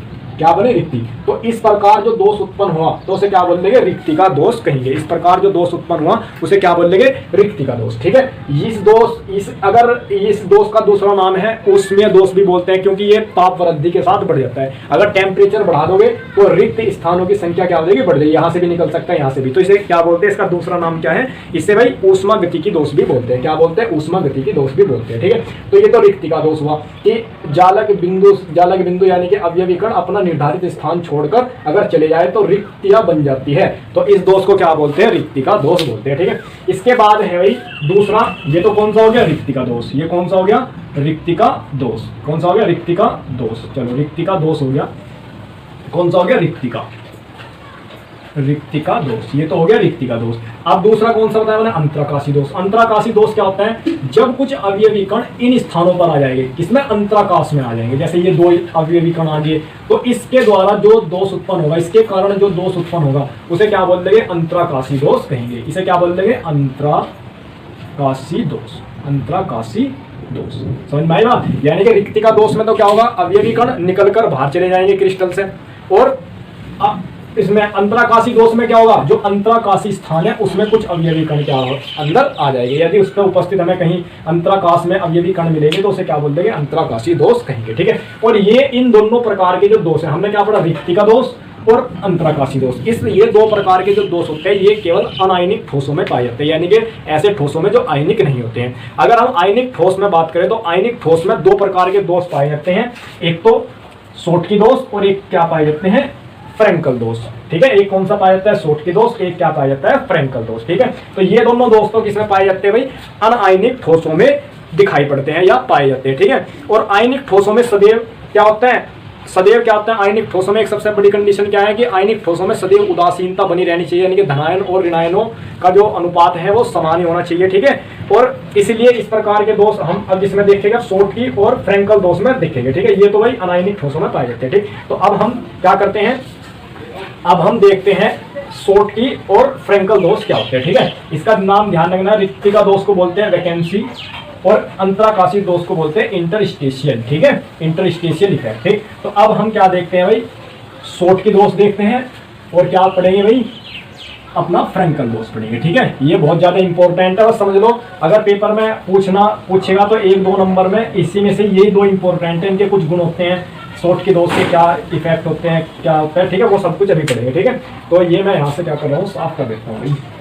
ठीक है, तो अब देखो भाई, पहला हम पढ़ते हैं शॉटकी दोष। शॉटकी दोष क्या होता है, ठीक है, शॉटकी दोष क्या होता है, एक जर्मन वैज्ञानिक थे भाई, जर्मन वैज्ञानिक जिनका नाम था शॉटकी। उन्होंने 1930 ईस्वी में इस दोष के बारे में बताया था। ठीक है, तो उन्होंने क्या बताया था, यदि किसी क्रिस्टल से, जैसे ये क्रिस्टल दिख रहा तुम्हें, ये क्रिस्टल बना दिया हमने, आयनिक क्रिस्टल। कैसा, आयनिक क्रिस्टल, धनायन भी है और ऋणायन भी है, इसमें क्या बना दिया मैंने, एक आयनिक क्रिस्टल बना दिया। तुम्हें दिख रहा होगा धनायन और ऋणायन इसमें क्या है, समान संख्या में उपस्थित है, जितने धनायन है उतने क्या है, ऋणायन है।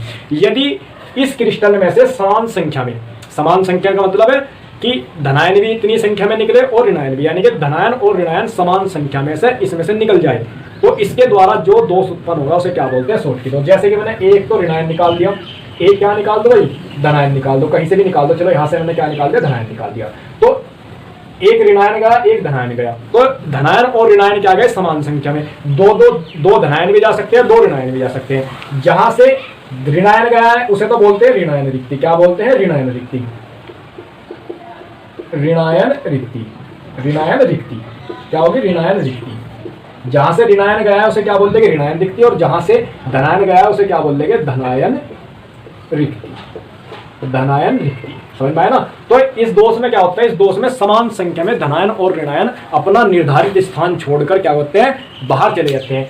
समान संख्या में इसलिए जाते हैं ताकि इसकी विद्युत उदासीनता बनी रहे। ठीक है, जैसे अगर धनायन भी एक गया, ऋणायन भी एक गया, तो मतलब विद्युत उदासीनता इसकी क्या है, बनी हुई है। ठीक है, समझ में आए, शॉटकी दोष। ठीक, अब इसके बाद इसके भाई, इसके कारण इस क्रिस्टल पे क्या क्या इफेक्ट पड़ेंगे। ठीक है भाई, हम पढ़ते हैं कि शॉटकी दोष के कारण, शॉटकी दोष के कारण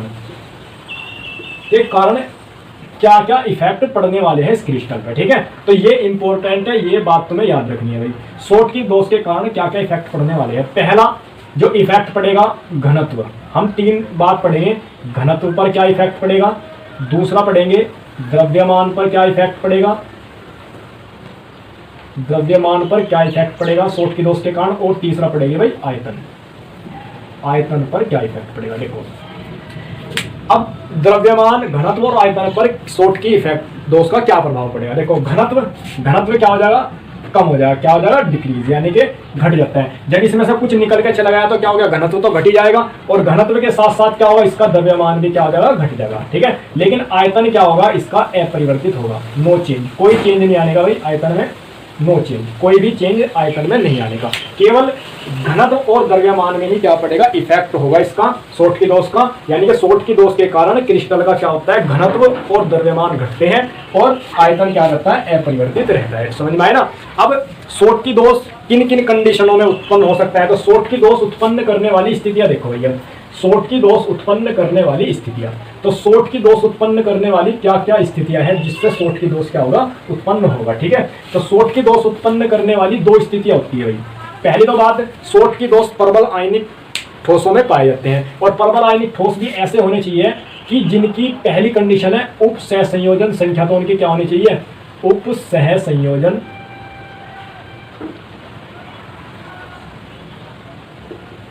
सहसंयोजन संख्या उनकी क्या होनी चाहिए, अधिक होनी चाहिए, अधिक होनी चाहिए भाई। ठीक है, पहली कंडीशन है, अगर किसी भी ठोस में, आयनिक ठोस में अगर सोट की दोष है तो उसकी पहली कंडीशन है कि उस ठोस की सह संयोजन, उप सह संयोजन संख्या क्या होनी चाहिए, अधिक होनी चाहिए। यानी कि सोट की दोष उत्पन्न तभी हो सकता है जब उस आयनिक ठोस की उप सह संयोजन संख्या अधिक हो। दूसरा क्या होना चाहिए भाई, दूसरा होना चाहिए धनायन, धनायन और ऋणायन, और ऋणायन, ऋणायन का आकार, ऋणायन का आकार लगभग क्या होना चाहिए, समान होना चाहिए, लगभग समान होना चाहिए, होना चाहिए। ये दो कंडीशन होनी चाहिए भाई किसी भी सोट के दोष को उत्पन्न करने, यानी कि किसी भी ठोस में सोट की दोष अगर उत्पन्न होगा तो ये दो कंडीशन होनी चाहिए, उपसह संयोजन संख्या अधिक होनी चाहिए उस ठोस की, और धनायन और ऋणायन का आकार क्या होना चाहिए, अधिक होना चाहिए। ठीक है, उसके एग्जाम्पल क्या है भाई, एग्जाम्पल देख लो, NaCl, KCl, ठीक है, और NaCl हो गया, KCl हो गया, CSCl हो गया, और और भी लिख लो भाई KBr, ये सब क्या है, इसके एग्जाम्पल है आदि। ठीक है, इनमें सब में क्या पाया जाता है, सोट की दोष क्या होता है, उत्पन्न होता है। ठीक है, और एक बात और याद रखना भाई, सोट की दोष के कारण क्रिस्टल का जो स्थायित्व होता है वो घट जाता है। और एक और बात याद रखना है कि भाई इस सोट के दोष में जो डाइलेक्ट्रिक कांस्टेंट होता है, यानी कि पैराविद्युत स्थिरांक होता है, वो परिवर्तित नहीं होता। ठीक है, वो क्या नहीं होता, चेंज नहीं होता। ठीक, इसके बाद हम पढ़ते हैं भाई फ्रैंकल दोष। क्या पढ़ते हैं, फ्रैंकल दोष। फ्रैंकल दोष ये भी बहुत ज्यादा इंपॉर्टेंट है भाई, मैंने तुम्हें बताया दो दोष तुम्हें याद रखने हैं पेपर के लिए। दूसरा दोष कौन सा है भाई, फ्रैंकल दोष। फ्रैंकल दोष 1926 में से फ्रैंकल वैज्ञानिक ने बताया था इसके बारे में। उन्होंने क्या बताया था, अब मैं से थोड़ा सा सही कर लूँ भाई, यहाँ पे क्या था, X नेगेटिव था, और यहाँ पे क्या था, X नेगेटिव था, यहाँ पे क्या था, M पॉजिटिव। ठीक है, तो फ्रैंकल ने क्या बताया था भाई, फ्रैंकल ने बताया था यदि किसी क्रिस्टल में से, यदि किसी क्रिस्टल में से धनायन अपना स्थान छोड़कर, इसमें भाई धनायन क्या करें, अपना निर्धारित स्थान छोड़कर किसमें चला जावे, अंतराकाशी स्थान में चला जावे, तो उससे जो दोष उत्पन्न होगा उसे क्या बोल देंगे भाई, क्या बोल देंगे, सो फ्रैंकल दोष बोल देंगे। यदि कोई धनायन अपना निर्धारित स्थान छोड़कर अंतराकाशी स्थान में चला जाता है तो उसे क्या बोलते हैं, फ्रैंकल दोष बोलते हैं। ठीक है, क्या बोलते हैं, फ्रैंकल दोष कहते हैं। बात समझ में आए ना, फ्रैंकल दोष में क्या होता है, वो धनायन अपना स्थान छोड़ के कहाँ चला गया, अंतराकाशी क्षेत्र में चला गया। इस दोष को, इस दोष का दूसरा नाम भी इसे बोलते हैं विस्थापन दोष भी कह देते हैं, क्योंकि इसमें एक स्थान से दूसरे स्थान पे क्या चला गया, M पॉजिटिव यानी कि धनायन चला गया। ठीक है, तो इसे क्या बोलते हैं, विस्थापन दोष भी बोलते हैं। ठीक, अब इसके भाई इसके कारण क्या क्या होगी, इसके कारण दोष के, इस दोष के कारण क्या क्या प्रभाव पड़ेगा, घनत्व पर क्या प्रभाव पड़ेगा, द्रव्यमान पर क्या प्रभाव पड़ेगा, और भाई आयतन पर क्या प्रभाव पड़ेगा। तो घनत्व में क्या हुआ, कोई भार तो निकला ही नहीं, तो घनत्व तो क्या हुआ, नो चेंज, कोई चेंज नहीं है भाई, नो चेंज। इसमें भी द्रव्यमान घटा ही नहीं, कुछ निकला ही नहीं, तो नो चेंज, कोई चेंज नहीं है। ये बात तुम्हें याद रखनी है, ये बहुत ज्यादा इंपॉर्टेंट है। ये एक नंबर में इस तरीके से पूछ ली जाती है कि फ्रैंकल दोष में निम्न में से कौन सा परिवर्तित होता है या कौन सा परिवर्तित नहीं होता। ठीक है, कुछ भी एक नंबर में पूछ लेते हैं आराम से, कोई दिक्कत नहीं है। तो इसमें भी क्या होता है, नो चेंज, तो ये भी क्या है, नो चेंज ही रहेगा। ठीक है, तो इसमें फ्रैंकल दोष में तुम्हें याद रखना है कि घनत्व पे भी कोई प्रभाव नहीं पड़ता, द्रव्यमान और आयतन कोई भी चेंज नहीं होता, जबकि सोट के दोष में द्रव्यमान और घनत्व क्या होता है, घट जाता है। ठीक है, क्योंकि इसमें से ये निकल के बाहर नहीं गया, कहाँ रहा, इसी के अंदर रहा, तो घनत्व पे भी कोई चेंज नहीं हुआ, द्रव्यमान और आयतन तो क्या है, परिवर्तित है ही। अब इसके बाद है सोट की वो फ्रैंकल दोष उत्पन्न करने वाली स्थितियां, यानी कि फ्रैंकल दोष किन किन स्थितियों में क्या होता है, उत्पन्न हो सकता है। सबसे पहली बात है कि उप सहसंयोजन संख्या क्या होनी चाहिए, कम होनी चाहिए, यानी कि जिन यौगिकों में फ्रैंकल दोष होगा, उत्पन्न होगा, उनमें उप सहसंयोजन संख्या कम होनी चाहिए। और एक धनायन का जो आकार है, धनायन का आकार, धनायन का आकार, धनायन का आकार ऋणायन, ऋणायन से क्या होना चाहिए भाई, छोटा होना चाहिए। क्या होना चाहिए, छोटा होना चाहिए।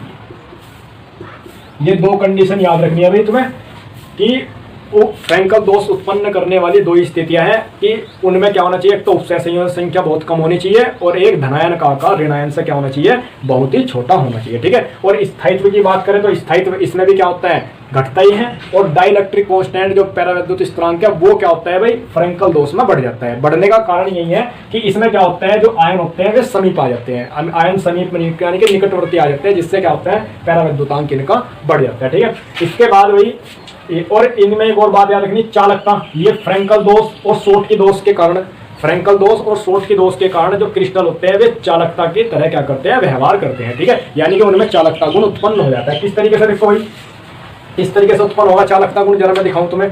जैसे ये क्या हुआ, एक ब्रैकेट ये खाली हो गया, ठीक है, खाली होने के बाद क्या होगा, इसमें ये यहाँ पे चला जाएगा, खाली स्थान में चला जाएगा M पॉजिटिव, तो ये खाली आगे कोई होगा और होगा M पॉजिटिव, वो यहाँ पे आ जाएगा। तो यानी कि इस तरीके से क्या होगा, इन धनायनों का क्या हो जाएगा, यानी कि घूमना शुरू हो जाएगा, यानी कि ये खाली स्थान एक स्थान से दूसरी स्थान पे क्या होता रहेगा, चलता चला जाएगा। यानी कि जहां भी धनायन जाएंगे, जिस दिशा में अगर धनायन इस दिशा में जा रहे हैं तो ये खाली स्थान किस दिशा में जाएंगे, इस दिशा में जाएंगे, और जिधर ये धनायन जाएंगे उसके विपरीत क्या होगी, धारा प्रवाहित होगी, यानी कि चालकता उसके क्या होगी, विपरीत होगी। ठीक है, समझ में आई बात। इसी तरीके से उसमें जो हमने शॉर्टकी दोष पढ़ा, शॉर्टकी दोष में भी यही होता है, जैसे ऐसे ब्रैकेट खाली हो जाते हैं उसमें भी दो, उसमें भी इस तरीके से ये धनायन और ऋणायन आपस में इस तरीके से घूमते रहते हैं। कहने का मतलब है इसमें चालकता उत्पन्न हो जाती है। ठीक है, इसके बाद जो अगला है भाई हमारा,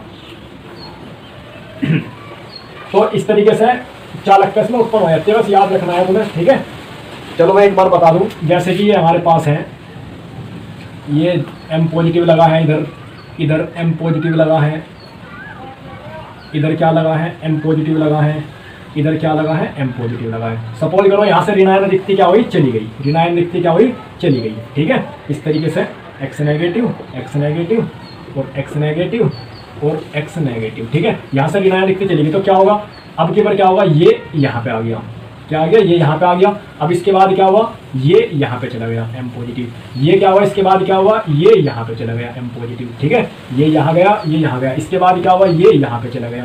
समझ में आई ना। फिर इसके बाद ये क्या होगा, ये फिर इस तरीके से, मतलब इस तरीके से क्या होगा, ये पॉजिटिव चार्ज, ये पॉजिटिव क्या करेगा, अपना स्थान छोड़कर इसमें खाली स्थान में आते रहेंगे। ठीक है, जिसके कारण क्या होगा, ये पॉजिटिव चार्ज इधर की ओर गति करेंगे। कैसे कर रहे हैं भाई, इधर की ओर गति कर रहे हैं, और कोटर यानी जो खाली ये कोटर हो गए, इन्हें जो खाली स्थान होते हैं, रिक्तियां, इनके विपरीत गति करती है। क्या करती है, विपरीत गति, यानी कि जिस दिशा में पॉजिटिव और नेगेटिव गति कर रहे होगे उससे विपरीत दिशा में क्या होगी, ये रिक्तियां गति करती है, जिसके कारण इसमें चालकता का गुण भी आ जाता है। ठीक है, क्या आ जाता है, चालकता का गुण भी इसमें आ जाता है। ठीक है, इसके बाद हम पढ़ेंगे भाई नॉन स्टाइकियोमेट्रिक दोष। क्या पढ़ेंगे, नॉन स्टाइकियोमेट्रिक दोष। ठीक है, नॉन स्टाइकियोमेट्रिक दोष, देखो ये लिखी रखा, नॉन स्टाइकियोमेट्रिक दोष क्या होता है भाई, नॉन स्टाइकियोमेट्रिक दोष होता है भाई, यानी कि जिसमें धनायनों और ऋणायनों का जो अनुपात है वो परिवर्तित हो जाता है, उस दोष को क्या बोलते हैं, नॉन स्टाइकियोमेट्रिक दोष बोलते हैं। यानी कि ऐसा दोष जिसमें धनायनों और ऋणायनों का अनुपात क्या होता है, परिवर्तित होता है, तो उसमें क्या होता है, उसे क्या बोलते हैं, नॉन स्टाइकियोमेट्रिक दोष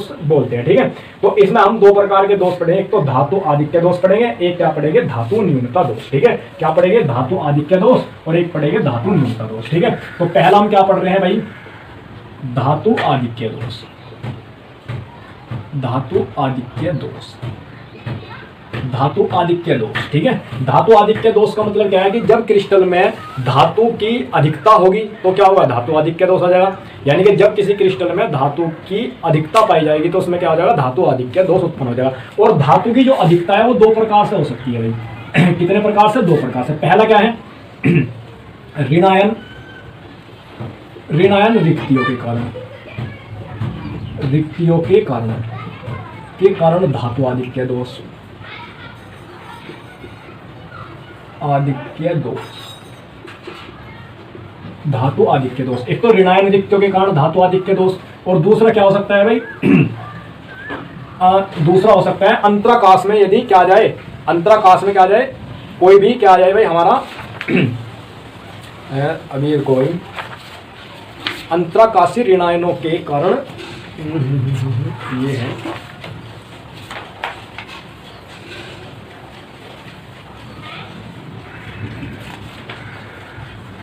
और दूसरा क्या कारण है,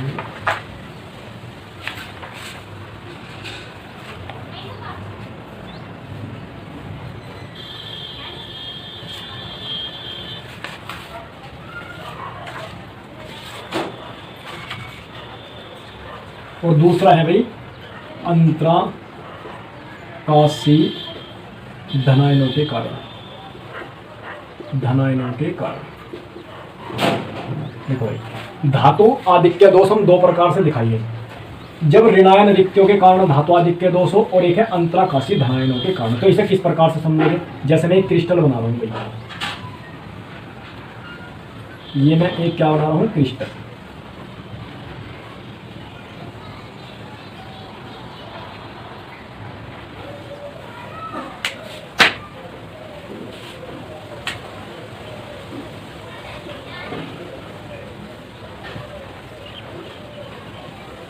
ये मैं क्या बना दिया, एक क्रिस्टल बना दिया इस तरीके से, ठीक है।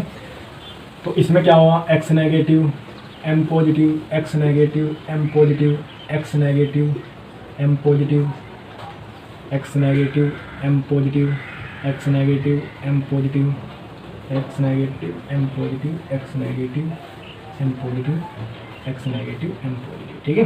तो पहला क्या है भाई, धातु आधिक्य दोष दो प्रकार से उत्पन्न किया जा सकता है। पहला है ऋणायन रिक्तियों के कारण। ऋणायन रिक्तियों के कारण का मतलब है जब एक ऋणायन इसमें से निकलकर बाहर चला जाए, क्या चला जाए, बाहर चला जाए, यानी कि एक्स नेगेटिव इसमें से निकलकर चला जाए, और एक्स नेगेटिव के पास जो इलेक्ट्रॉन है वो क्या रह जाए, इसी में रह जाए। इसी में क्यों रह जाए, जिससे कि इसकी विद्युत उदासीनता बनी रहे, ठीक है। तो इसके कारण क्या हुआ, धातु आधिक्य दोष हो गया, ऋणायन तो चला गया एक निकल के इसमें से, यानी कि ऋणायन का मतलब अधातु और धनायन का मतलब धातु, तो अधातु तो निकल कर चली गई।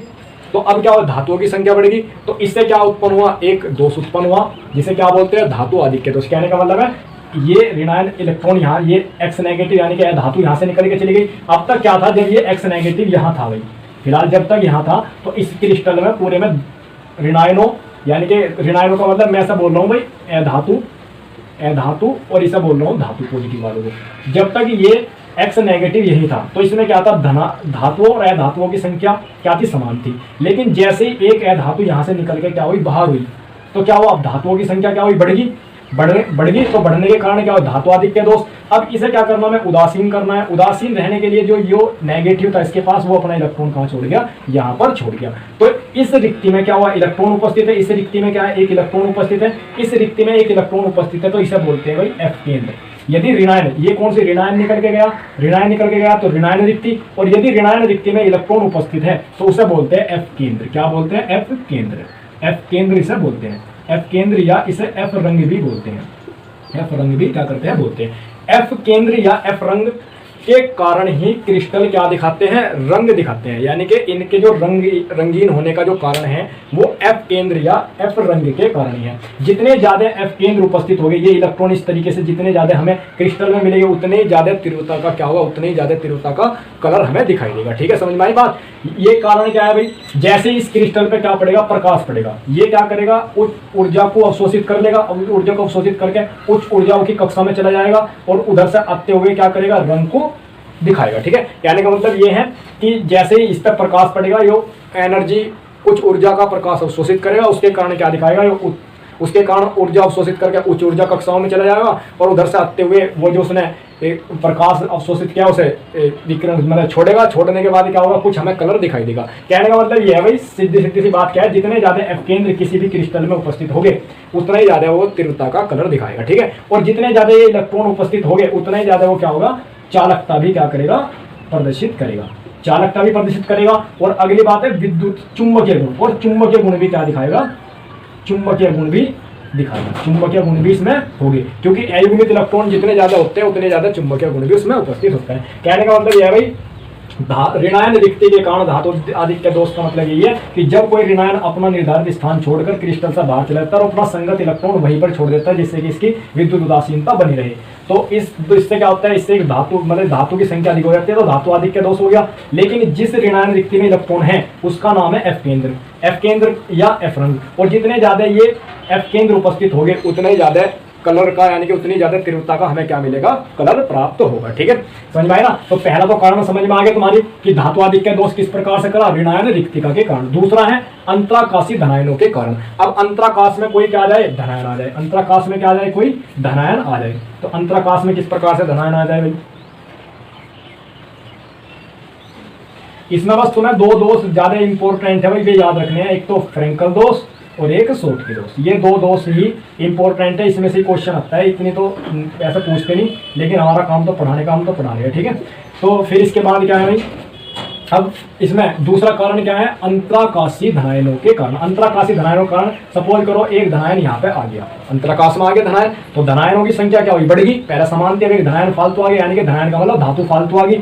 अब इस पर पॉजिटिव है, तो इसके पॉजिटिव को संतुलित करने के लिए अंतराकाश में कोई ना कोई इलेक्ट्रॉन तो जरूर होगा, इलेक्ट्रॉन तो जरूर होगा। कहने का मतलब है ये धनायन जहां से आया है, ये धनायन जहां से आया है, यानी कि ऋणायन से ही तो हटका आया होगा, ये धनायन ऋणायन से तो हटका होगा, तो धनायन तो यहाँ गया, इस ऋणायन का इलेक्ट्रॉन कहाँ जाता है, यहाँ जाता है, ठीक है। तो अंतराकाश में तो इससे क्या होती है, विद्युत उदासीनता बनी रहती है, ठीक है। और इसके कारण, इलेक्ट्रॉन के कारण क्या होगा भाई, इस इलेक्ट्रॉन के कारण ये चालकता भी प्रदर्शित करेगा, चुंबकीय गुण भी प्रदर्शित करेगा, बात समझ में ना। तो ये दो कारण है भाई जिससे धातु आदित्य दोष हो सकता है। कौन सा, ऋणायन रिक्तिका के कारण भी हो सकता है और अंतराकाशी धनायनों के कारण भी हो सकता है। समझ में आगे बात।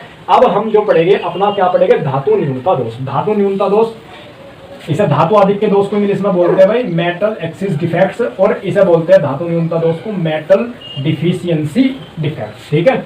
अब इसके बाद हम पढ़ते हैं भाई अपना धातु न्यूनता दोष। क्या पढ़ते हैं, धातु न्यूनता दोष। धातु न्यूनता दोष भी दो ही प्रकार से होगा भाई, धातु न्यूनता दोष। धातु न्यूनता दोष भी दो प्रकार से होगा।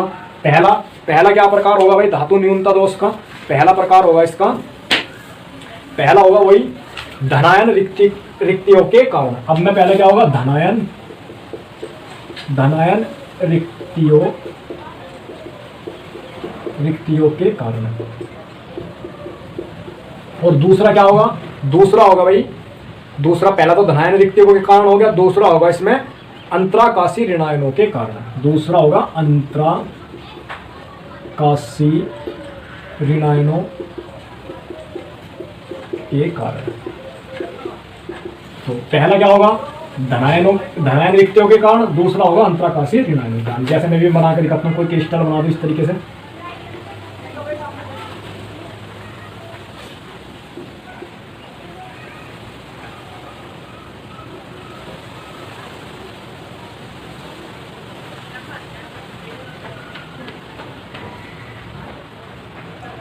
जैसे N positive X negative, N positive X negative, N positive X negative, N positive X negative, N positive X negative, N positive X negative, N positive X negative, ठीक है।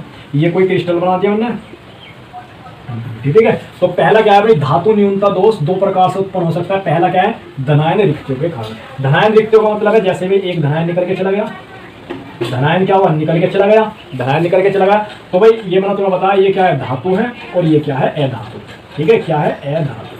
इसे फिलहाल ऐसा समझो कि जिस पर नेगेटिव वो अधातु है और जिसका पॉजिटिव है वो धातु है। जब तक ये M पॉजिटिव यहाँ था तो इसमें क्या था, धातु और अधातु की संख्या क्या थी, समान थी। अब एक M पॉजिटिव निकल के चला गया तो अधातुओं की संख्या क्या हुई, बढ़ेगी, धातु घटेगी। तो अधातुओं की संख्या बढ़ने का मतलब क्या है, धातु की संख्या क्या हुई, कम, तो यानी कि धातु न्यूनता दोष तो हो ही गया। धातुओं की संख्या बढ़ेगी, धातुओं की संख्या घटेगी, तो धातुओं की संख्या घटने का मतलब धातु न्यूनता दोष हो गया। अब इस पॉजिटिव को संतुलित करने के लिए क्या होगा, कोई भी एक धातु, जैसे कि ये धातु मान लिया, ये धातु क्या करेगी, एक पॉजिटिव क्या कर लेगी, यानी कि अपनी ऑक्सीकरण संख्या क्या कर लेगी, बढ़ा लेगी। यानी कि इस प्रकार का जो दोष होगा वो ऐसे यौगिकों में पाया जाएगा जो परिवर्ती संयोजकता रखे, जैसे कि ये हो गया, ठीक है, Fe हो गया, V, यानी कि इस प्रकार के इनके जो यौगिक हो गए उनमें इस प्रकार का दोष पाया जाएगा, यानी कि जिनकी परिवर्ती संयोजकता होती है। परिवर्ती संयोजकता का मतलब जैसे तुम्हें पता है Fe पर 2 चार्ज भी होते हैं, Fe पर 3 चार्ज भी होते हैं। तो इस प्रकार के यौगिक जो भी होगा, जैसे Fe होगा, इस प्रकार के यौगिकों में इस प्रकार का दोष पाया जाएगा। तो अब पॉजिटिव और नेगेटिव हो गए, यानी कि ये जो क्या होगा, विद्युत उदासीन हो गया, यहाँ से एक पॉजिटिव निकल गया, इसने 2 पॉजिटिव ग्रहण कर लिए ताकि इसकी विद्युत उदासीनता बनी रही। तो ये तो पहला कारण हो गया भाई धनायन रिक्तियों के कारण। दूसरा है अंतराकाशी ऋणायनों के कारण। अब के बाद क्या आ जाएगा भाई, M पॉजिटिव। अब के पास कोई भी अंतराकाश में क्या आ जाएगा, ऋणायन आ जाएगा। तो अधातुओं की संख्या क्या होगी, बढ़ेगी, धातुओं की संख्या क्या होगी, घटेगी। घट गई, तो घटने का मतलब क्या है, धातु न्यूनता दोष हो गया। अब इस ऋणायन का जो नेगेटिव है इसको संतुलित करने के लिए क्या होगा, कोई भी धनायन क्या ले लेगा, अपनी एक पॉजिटिव बढ़ा लेगा, क्योंकि ये परिवर्ती संयोजकता जो प्रदर्शित करेगा उन्हीं में इस प्रकार का दोष उत्पन्न होगा जो अपने ऑक्सीकरण संख्या घटा या बढ़ा सकते हैं। तो इसमें क्या कर लेगा, ये M पॉजिटिव एक पॉजिटिव 2 पॉजिटिव कर लेगा, जिससे कि इसकी क्या हो जाएगा, ये संतुलित हो जाएगा। ठीक है, तो इस प्रकार से हमने क्या पढ़ लिया भाई, धातु न्यूनता दोष भी 2 प्रकार से कर सकते हैं, धनायन रिक्तियों के कारण और अंतराकाशीय ऋणायनों के कारण। समझ में आया ना। इसी प्रकार से धातु आधिक्य दोष भी 2 प्रकार से कर सकते थे, ऋणायन रिक्तियों के कारण और अंतराकाश में धनायनों के कारण। ठीक है, समझ में आया। तो ये सारे के सारे क्या थे भाई, ठोसों में दोष थे जो हमने अब पढ़ लिए। ठीक है, इसके बाद हमारा एक लास्ट लेक्चर होगा, बस उसमें हम क्या पढ़ेंगे भाई, ठोसों के चुंबकीय गुण पढ़ेंगे। ठीक है, और हाँ बस यही पढ़ेंगे, ठोसों के चुंबकीय गुण, लास्ट वही है। ठीक है, और कुछ 2-4 क्वेश्चन कर लेंगे जो रह गए थे। ठीक है, वो कर लेंगे। ठीक है, बस थैंक यू भाई। अब बड़ा ऐसे चैनल को सब्सक्राइब करो।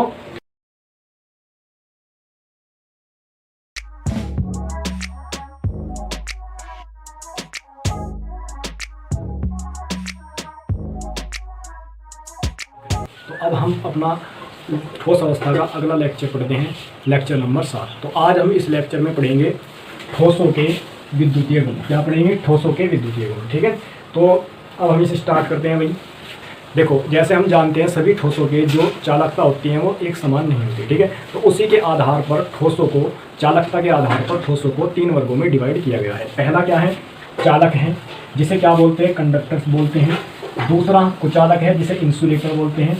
तीसरा क्या है, अर्धचालक है, जिसे बोलते हैं सेमीकंडक्टर। ठीक है, तो चालक क्या होता है भाई, वे ठोस, हम ठोसों में बात कर रहे हैं, तो वे ठोस जिनमें विद्युत धारा अधिक मात्रा में प्रवाहित की जा सकती है, यानी कि ऐसे ठोस जिनमें से विद्युत धारा अधिक मात्रा में प्रवाहित की जा सकती हैं, वे क्या कहलाते हैं, चालक कहलाते हैं। और सबसे इम्पोर्टेंट बात क्या है इसमें कि चालकता की प्रास जो होती है, चालकों की चालकता की जो प्रास होती है वो तुम्हें याद रखना है, कितनी होती है, 10⁴ से 10⁷ ओम इनवर्स मीटर इनवर्स, इनकी क्या होती है, चालकता की प्रास होती है। अब चालक को मैंने 2 प्रकार से 2 भाग में डिवाइड कर रखा है। एक तो यानी कि चालकों के प्रकार क्या होते हैं, एक धात्विक चालक होता है, एक होता है विद्युत अपघटनी चालक। तो धात्विक चालक क्या होता है, यानी कि वे ठोस जिनमें चालकता इलेक्ट्रॉनों के अभिगमन के कारण होती है, यानी कि ऐसे ठोस जिनमें चालकता इलेक्ट्रॉनों की गति के कारण होती है, तो वे क्या कहलाते हैं, धात्विक ठोस कहलाते हैं। जैसे मैंने एग्जांपल लिख रखे हैं, Mg, Cu, Ag आदि, ये ऐसे ठोस हैं जिनमें चालकता इलेक्ट्रॉनों की गति के कारण होते हैं। और धात्विक ठोस की चालकता क्या होती है, सबसे ज़्यादा होती है। और कितनी होती है सबसे ज़्यादा, 10⁷, यानी कि अधिकतम चालकता धात्विक ठोस चालक की होती है। कितनी होती है, 10⁷, वही ओम, कितनी होती है, वही होती है ओम इनवर्स और metre inverse, ohm inverse metre inverse. ठीक है, समझ में आई बात। और दूसरा क्या होता है, विद्युत अपघटनी चालक। विद्युत अपघटनी चालक क्या होते हैं, यानी कि ऐसे चालक जिनकी विद्युत चालकता आयनों के कारण होता है, यानी कि आयनों की उपस्थिति के कारण जिनकी चालकता होती है उन्हें क्या बोलते हैं, विद्युत अपघटनी चालक कहते हैं। जैसे मैंने एग्जाम्पल लिख रखा है NaCl, KCl, ये ऐसे एग्जाम्पल हैं जिनमें क्या होता है, आयन उपस्थित होते हैं। जैसे NaCl की बात करें, Na पॉजिटिव और Cl नेगेटिव। लेकिन एक बात याद रखनी है कि जो ये NaCl होंगे, ये गलित या विलयन अवस्था में क्या होंगे, इनमें आयन उपस्थित होंगे, तो ये क्या करेंगे, विद्युत धारा इनमें आसानी से प्रवाहित हो जाएगी। ठीक है, यानी कि विद्युत अपघटनी चालक वे चालक हैं जिनमें आयन की उपस्थिति के कारण क्या होती है, चालकता होती है। ठीक है, लेकिन NaCl और KCl जैसे ठोस हैं, ये ठोस अवस्था में भी विलयन और गलित अवस्था को छोड़कर ठोस अवस्था में भी थोड़ी सी मात्रा में विद्युत का चालन कर सकते हैं। जैसे हमने अभी पिछले लेक्चर में पढ़ा था, अपना जो इससे पहला प्रीवियस लेक्चर था, उसमें पढ़ा था कि ठोसों में जो चालकता गुण होता है वो उनमें दोष के कारण भी होता है, यानी कि ठोसों में अपूर्णता के कारण भी क्या होता है, कुछ चालकता गुण पाया जाता है। तो यानी कि NaCl और KCl थोड़ी मात्रा में ठोस अवस्था में भी विद्युत का चालन कर सकते हैं। ठीक है, ये बात तुम्हें याद रखनी है। फिर इसके बाद क्या बात याद रखनी है अभी, धात्विक ठोस के, धात्विक ठोस की जो चालकता होती है, यदि टेम्परेचर बढ़ा दिया जाए, ताप क्या कर दिया जाए, बढ़ा दिया जाए, तो इनकी जो चालकता होती है, वो चालकता जो होती है वो इनकी क्या होती है, घट जाती है। क्या होती है, घट जाती है। तो तुम्हें याद रखना है भाई, धात्विक चालक की का ताप बढ़ाने पर, धात्विक चालकों का ताप बढ़ाने पर चालकता क्या होती है, घट जाती है। ठीक है, चालकता घटने का कारण क्या है कि जैसे हम टेम्परेचर बढ़ाएंगे तो इलेक्ट्रॉनों की जो गति है वो अव्यवस्थित हो जाएंगी। ठीक है, यानी कि इलेक्ट्रॉनों की गति पर टेम्परेचर का इफेक्ट पड़ेगा, इस कारण से उनकी चालकता घट जाती है। जबकि अगर हम क्या कर दे, इनका ताप बढ़ा दे, विद्युत अपघटनी चालकों का क्या कर दे, विद्युत अपघटनी ठोसों का क्या बढ़ा दे, ताप बढ़ा दे, तो ताप बढ़ाने पर इनकी चालकता क्या होती है, बढ़ जाती है। इनकी चालकता क्या होती है, बढ़ जाती है, क्योंकि ताप बढ़ाने पर आयनन क्या होता है, बढ़ता है, यानी कि ताप बढ़ाने पर आयनों की संख्या बढ़ जाती है। और जितने भी विलयन में जितने ज्यादा अधिक आयन उपस्थित होगी, चालकता क्या होगी, उतनी ही ज्यादा होगी। तो विद्युत अपघटनी चालकों की चालकता ताप बढ़ाने पर बढ़ती है, जबकि धात्विक चालकों की चालकता क्या होती है, ताप बढ़ाने पर घटती है। इसके बाद हम दूसरा क्या पढ़ेंगे, कुचालक। पहला चालक पढ़ लिया, अब दूसरा क्या पढ़ेंगे, कुचालक। कुचालक को बोलते हैं इंसुलेटर। जैसे एग्जाम्पल लिख रखे हैं, SP प्लास्टिक, यानी कि सल्फर हो गया, फास्फोरस, प्लास्टिक, रबड़ और लकड़ी आदि इसके एग्जाम्पल है। तो कुचालक क्या होते हैं, यानी कि ऐसे ठोस जिनमें से विद्युत धारा प्रवाहित नहीं की जा सकती, तो वे क्या कहलाते हैं, कुचालक कहलाते हैं। ठीक है, इनकी प्रतिरोधक क्षमता बहुत ही ज्यादा होती है, यानी कि इनमें से धारा प्रवाहित नहीं की जा सकती। ठीक है, एक बात याद रखनी है, इनकी चालकता प्रास कितनी होती है, चालकता प्रास तुम्हें तीनों भी याद रखनी होगी। चालकता प्रास कितनी होती है, 10 की पावर माइनस के 20 सेंटीमीटर से 10 की पावर माइनस के 10 ओम इनवर्स मीटर इनवर्स की कोटि क्या होती है, इनकी चालकता प्रास होती है। इसके बाद जो तीसरा है, इसकी ये इंपॉर्टेंट है, याद रखना। ठीक है, अर्धचालक, इन्हें बोलते हैं सेमी कंडक्टर। क्या बोलते हैं, सेमी कंडक्टर। तो इनकी जो चालकता प्रास होती है वो कितनी होती है, 10 की पावर माइनस के 6 से 10 की power 4 ohm inverse metre inverse. इसकी डेफिनेशन सुन लो भाई, क्या होते हैं, यानी कि अर्धचालक क्या होते हैं, यानी कि वे ठोस जिनकी चालकता चालक और अचालक के मध्य होती है, यानी कि इनकी चालकता चालक और अचालक यानी कि कुचालक के मध्य क्या होती है, इनकी चालकता होती है। तो वे क्या कहलाते हैं, अर्धचालक कहलाते हैं, यानी कि वे पूरी तरह से चालक भी नहीं होते और पूरी तरह से अचालक भी नहीं होते, तो उनके बीच में क्या होती है, इनकी चालकता होती है। तो ऐसे ठोस क्या कहलाते हैं, अर्धचालक कहलाते हैं। और ये 0 केल्विन टेम्परेचर पे क्या होते हैं, अचालक की भांति कार्य करते हैं। अगर 0 केल्विन टेम्परेचर पे इन्हें रख दिया जाए तो ये क्या करेंगे, अचालक की भांति क्या करेंगे, कार्य करेंगे। ठीक है, लेकिन ताप बढ़ाने पर इनकी चालकता क्या होती है, बढ़ जाती है। अगर ताप बढ़ा दिया जाए, टेम्परेचर इंक्रीज करेंगे तो इनकी चालकता क्या हो जाएगी, बढ़ जाएगी। ठीक है, जैसे मैंने एग्जाम्पल लिख रखे हैं सिलिकॉन और जर्मेनियम, इसके 2 एग्जाम्पल है, सिलिकॉन और जर्मेनियम। ठीक है, इन अर्धचालकों का दूसरा नाम भी है भाई, इन्हें बोलते हैं नेज अर्धचालक। क्या बोलते हैं, नेज अर्धचालक। क्या बोलते हैं, नेज अर्धचालक। याद रखना क्या बोलते हैं, इनका दूसरा नाम भी है, क्या बोलते हैं, नेज अर्धचालक। ठीक है, तो ये ऐसे अर्धचालक हैं जिनकी चालकता क्या होती है, ताप बढ़ाने पर भी बढ़ाई जा सकती है। ठीक है, इसके बाद एक नया सिद्धांत आया चालक, अचालक और अर्धचालक को डिस्कस यानी कि उसके बारे में बताने के लिए, जिसका नाम है बैंड सिद्धांत। क्या है, बैंड सिद्धांत। तो बैंड सिद्धांत में हम 2 बात पढ़ेंगे, पहले एक संयोजी बैंड और एक चालन बैंड क्या होता है, संयोजी बैंड और चालन बैंड क्या होता है। ठीक है, तो देखते हैं भाई संयोजी बैंड और चालन बैंड क्या होता है।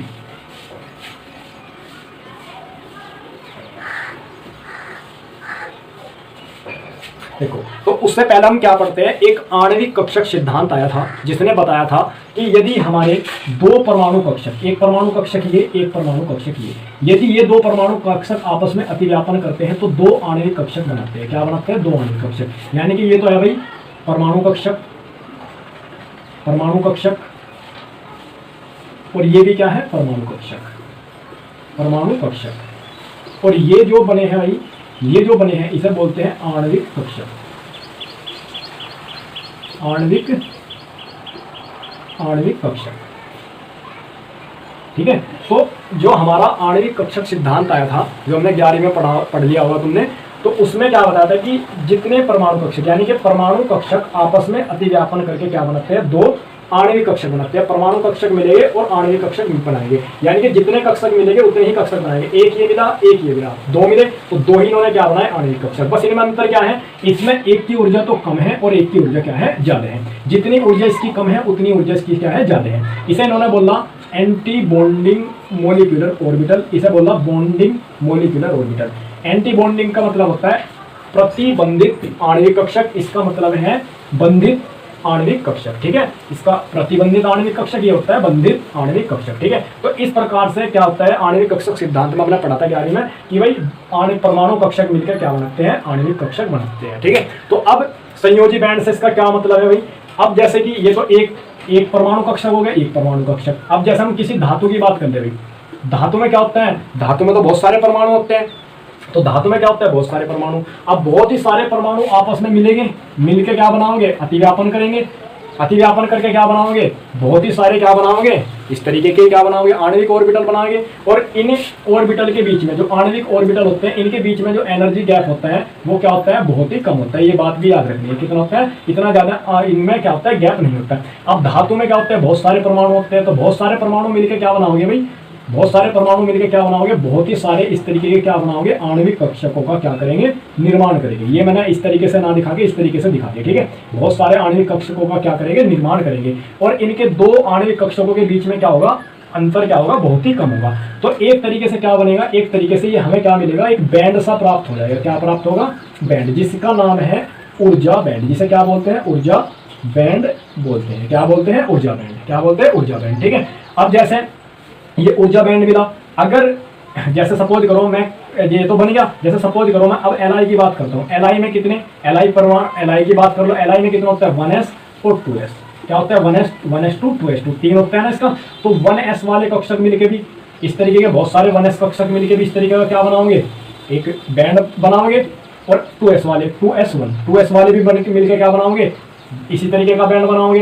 तो 2s वाले जब बैंड बनाओगे, 2s वाले क्या बनाओगे, बैंड। तो 2s का मतलब 1s2, तो s पूरा भरा हुआ है, तो ये जो बैंड बनेगा, इसके द्वारा जो बैंड बनेगा वो पूरा भरा हुआ बैंड बनेगा। क्या बनेगा, पूरा भरा हुआ बैंड बनेगा। और इसके द्वारा जो बैंड बनेगा भाई, वो क्या बनेगा, पूरा भरा हुआ बैंड नहीं बनेगा। क्या बनेगा, पूरा भरा हुआ बैंड नहीं बनेगा, यानी कि इसमें क्या इलेक्ट्रॉन की कमी है, तो क्या बनेगा, ये पूरा भरा हुआ बैंड नहीं बनेगा, यानी कि इसमें इलेक्ट्रॉन की क्या होगी, कमी होगी। तो इस प्रकार का जो बैंड होगा, इसी प्रकार का जो बैंड होगा, उसे बोलेंगे संयोजी बैंड। संयोजी बैंड, क्या बोलेंगे, संयोजी बैंड, क्या बोलेंगे, संयोजी बैंड, ठीक है। यानी कि किसी भी परमाणुओं के जो बाह्यतम परमाणु कक्षक है, बाह्यतम परमाणु कक्षक है, जैसे कि इसका बाह्यतम परमाणु कक्षक है 2s, ये आपस में क्या करेंगे, अतिव्यापन करके एक बैंड का निर्माण करेंगे, ठीक है, जिसे क्या बोलेंगे, संयोजी बैंड बोलेंगे। और इस बैंड से भी जो ऊपर बैंड होगा, जिसमें कोई भी इलेक्ट्रॉन नहीं होंगे, जिसमें क्या होंगे, कोई भी इलेक्ट्रॉन नहीं होंगे, उसे क्या बोलेंगे भाई, चालन बैंड बोलेंगे, ठीक है। क्या कहेंगे, उसे चालन बैंड कहेंगे, ठीक है। समझ में आया ना, समझ में आ गई। इसका क्या, ये तो पूरा भरा हुआ बैंड है, तो ये तो पूरा भरा हुआ बैंड है,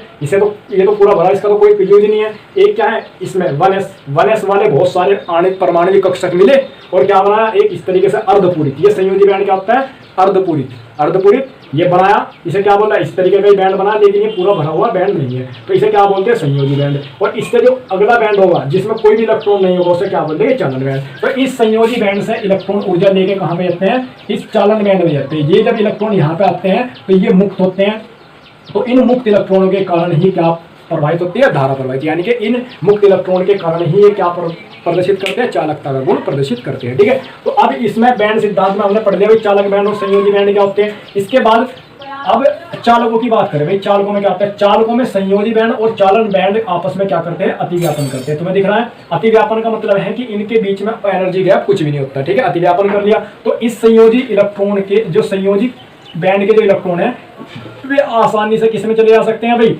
चालन बैंड में। और चालन बैंड में इलेक्ट्रॉन क्या कर सकते हैं, आराम से क्या होते हैं, मूव कर सकते हैं, यानी गति कर सकते हैं। मुक्त इलेक्ट्रॉन हो गए, जैसे यहाँ से यहाँ गए, तो इन इलेक्ट्रॉनों के कारण क्या करेगा, ये क्या होते हैं, चालक की भांति क्या करते हैं, व्यवहार करते हैं। यानी कि भाई कहने का मतलब ये है, ये इलेक्ट्रॉन यहाँ पे मुक्त है, मुक्त इलेक्ट्रॉन के कारण ही, इन इलेक्ट्रॉन के कारण ही ये कैसा है, चालक है, ठीक है।